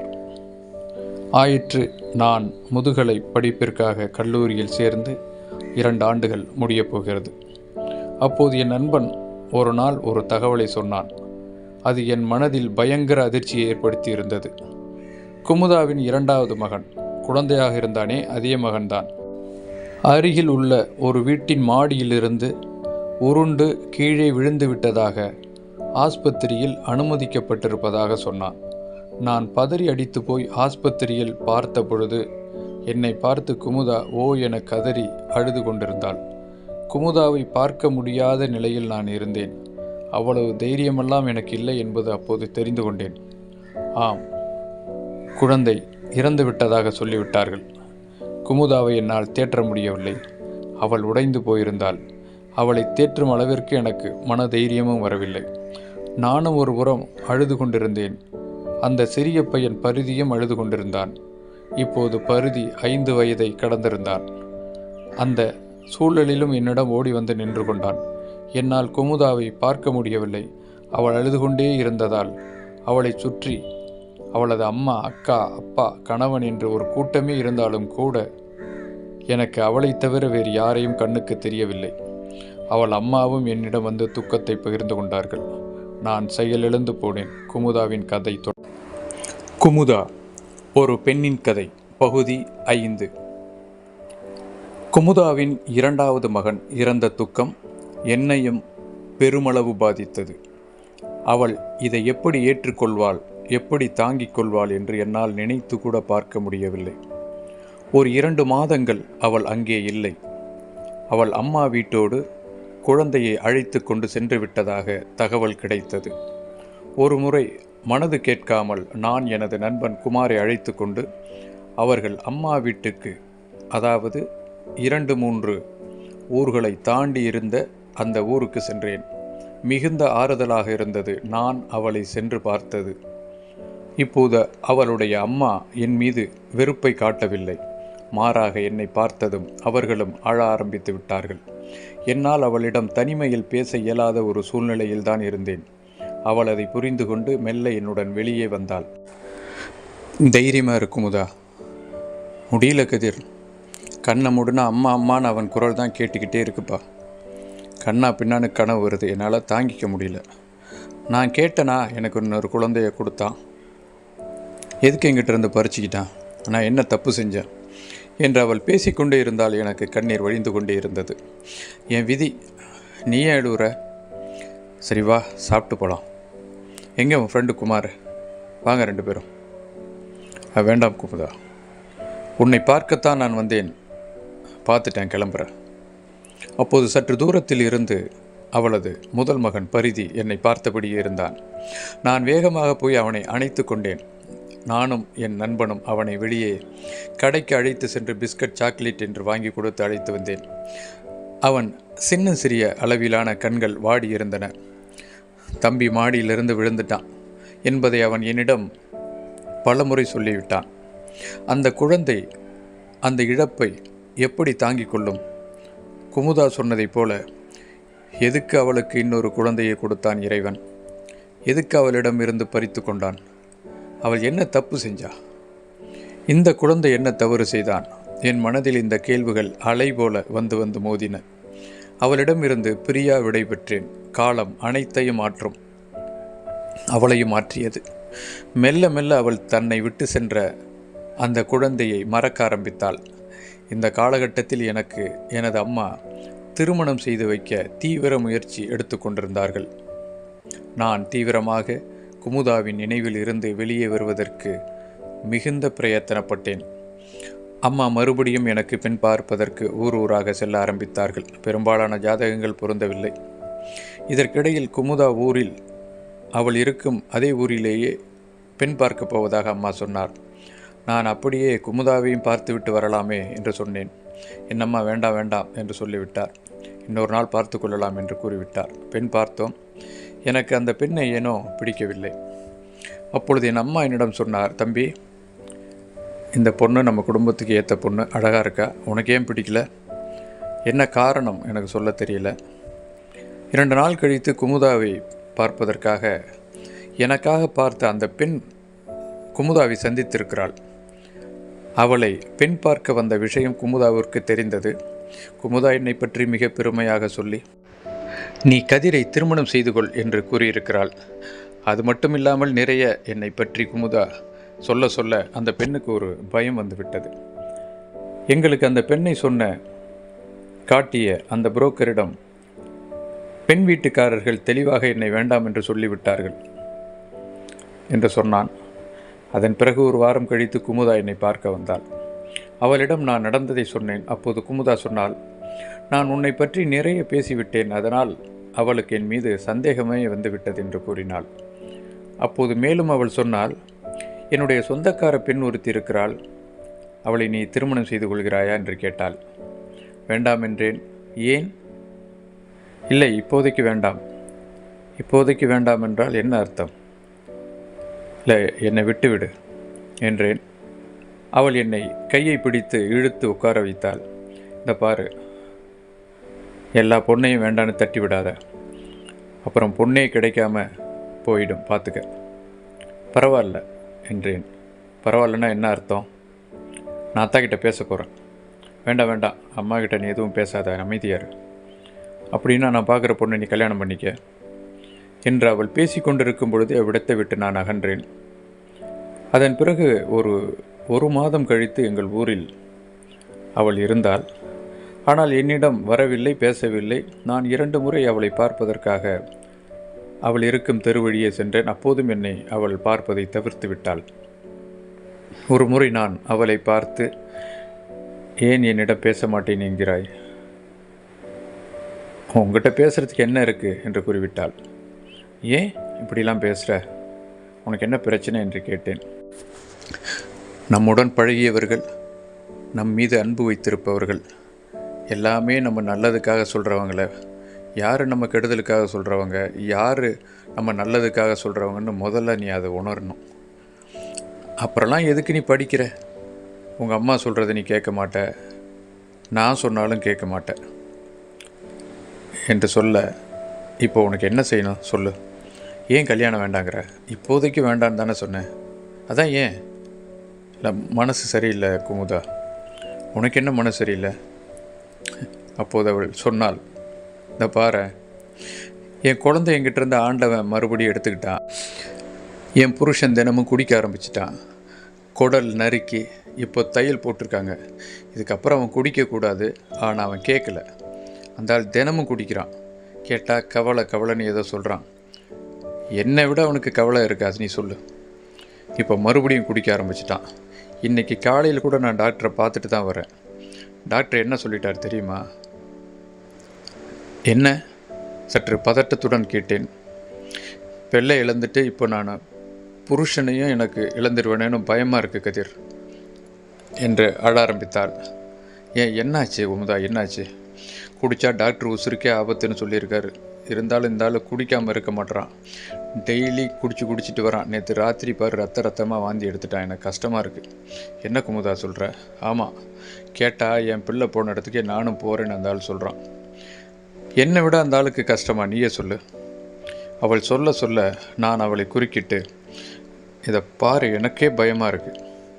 ஏற்கனவே நான் என்ன பண்ணுறேன்னு தெரியாமல் முழிச்சிட்ருக்கேன் குமுதா.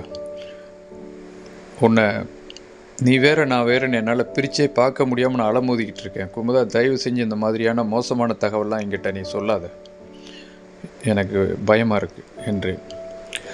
நான் உங்ககிட்ட எதையுமே சொல்கிறது எனக்கு விருப்பம் இல்லை தான், உன் நல்லதுக்காகத்தான். உன் கல்யாணத்தை பற்றி சொன்னாலும் நீ கேட்க மாட்ட.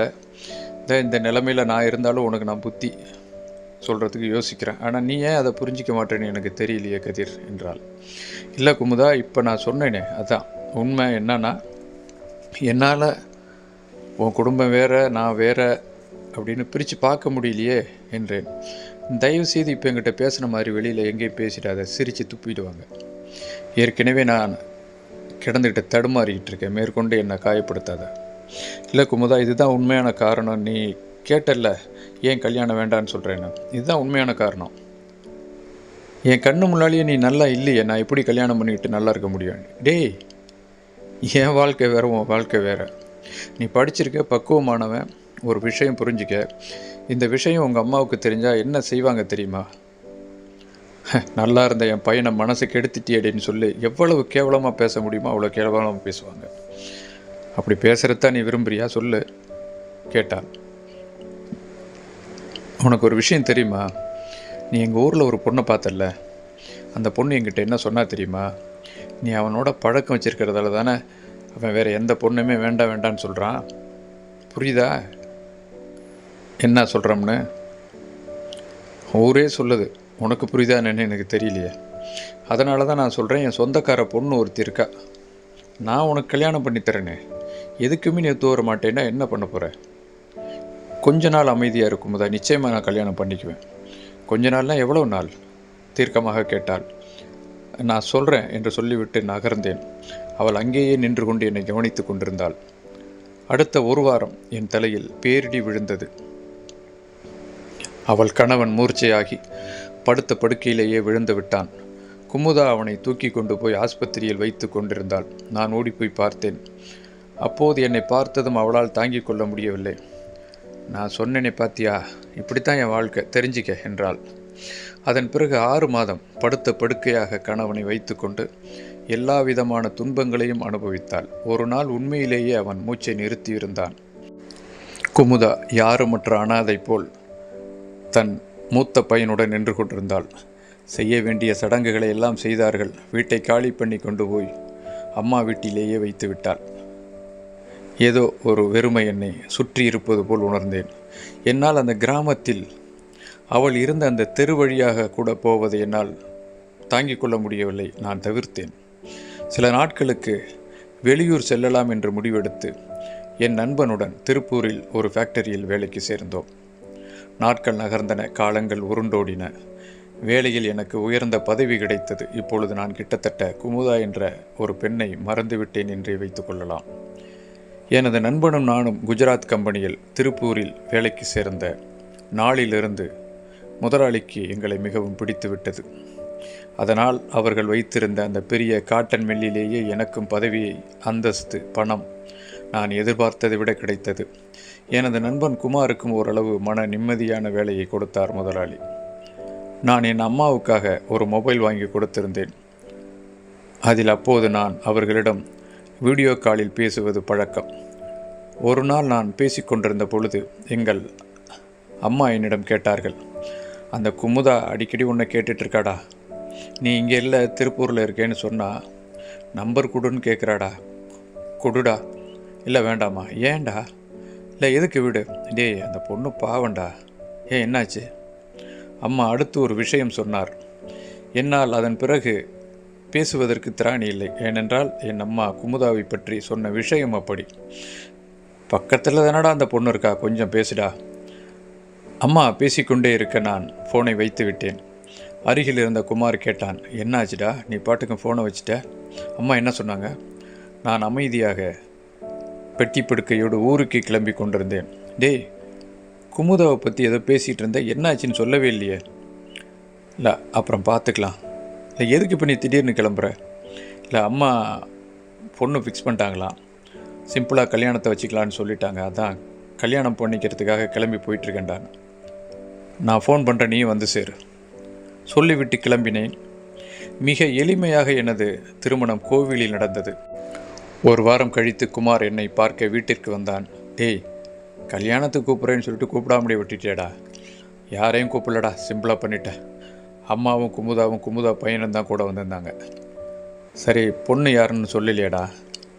பொண்ணு உனக்கு நல்லா தெரியும்டா. குமுதா உள்ளே இருந்து காஃபி கொண்டு வந்து கொடுத்தாள்.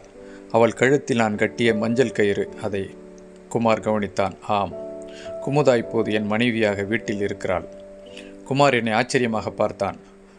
அடுத்த திருவிழாவில் பெரிய மிட்டாய் கடை எனது மனைவியின் மேற்பார்வையில்தான் அமைக்கப்பட்டது. நான் ஒரு 4 நாட்கள் கல்லாவில் அமர்ந்திருந்தேன். துணைக்கு எனது மகன் பரிதியை வைத்து கொண்டேன். குமுதாவின் கதை முற்றும். சுபம். பின்கதை சுருக்கம். குமுதாவின் கதையில் சில நிகழ்வில் சில மாற்றங்கள் செய்து இந்த கதை எழுதப்பட்டது. உண்மையில் குமுதாவின் கைக்குழந்தையை அடுத்து கணவன் இறந்த பிறகு 4 ஆண்டுகள் கழித்து 14 வயதில் இருந்த மூத்த மகனும் இறந்துவிட, அடுத்து வாழ்க்கையில் பிடிப்பில்லாமல் போய் தற்கொலை முயற்சியில் குமுதா ஈடுபடுகிறாள். அதன் பிறகு அவளை அக்கம்பக்கத்தினர் காப்பாற்றிவிடவே இப்பொழுது ஓரிடத்தில் இருந்து முறுக்கு, சீடை போன்ற தின்பண்டங்களை செய்து கடைகளுக்கு கொடுத்து வருகிறாள்.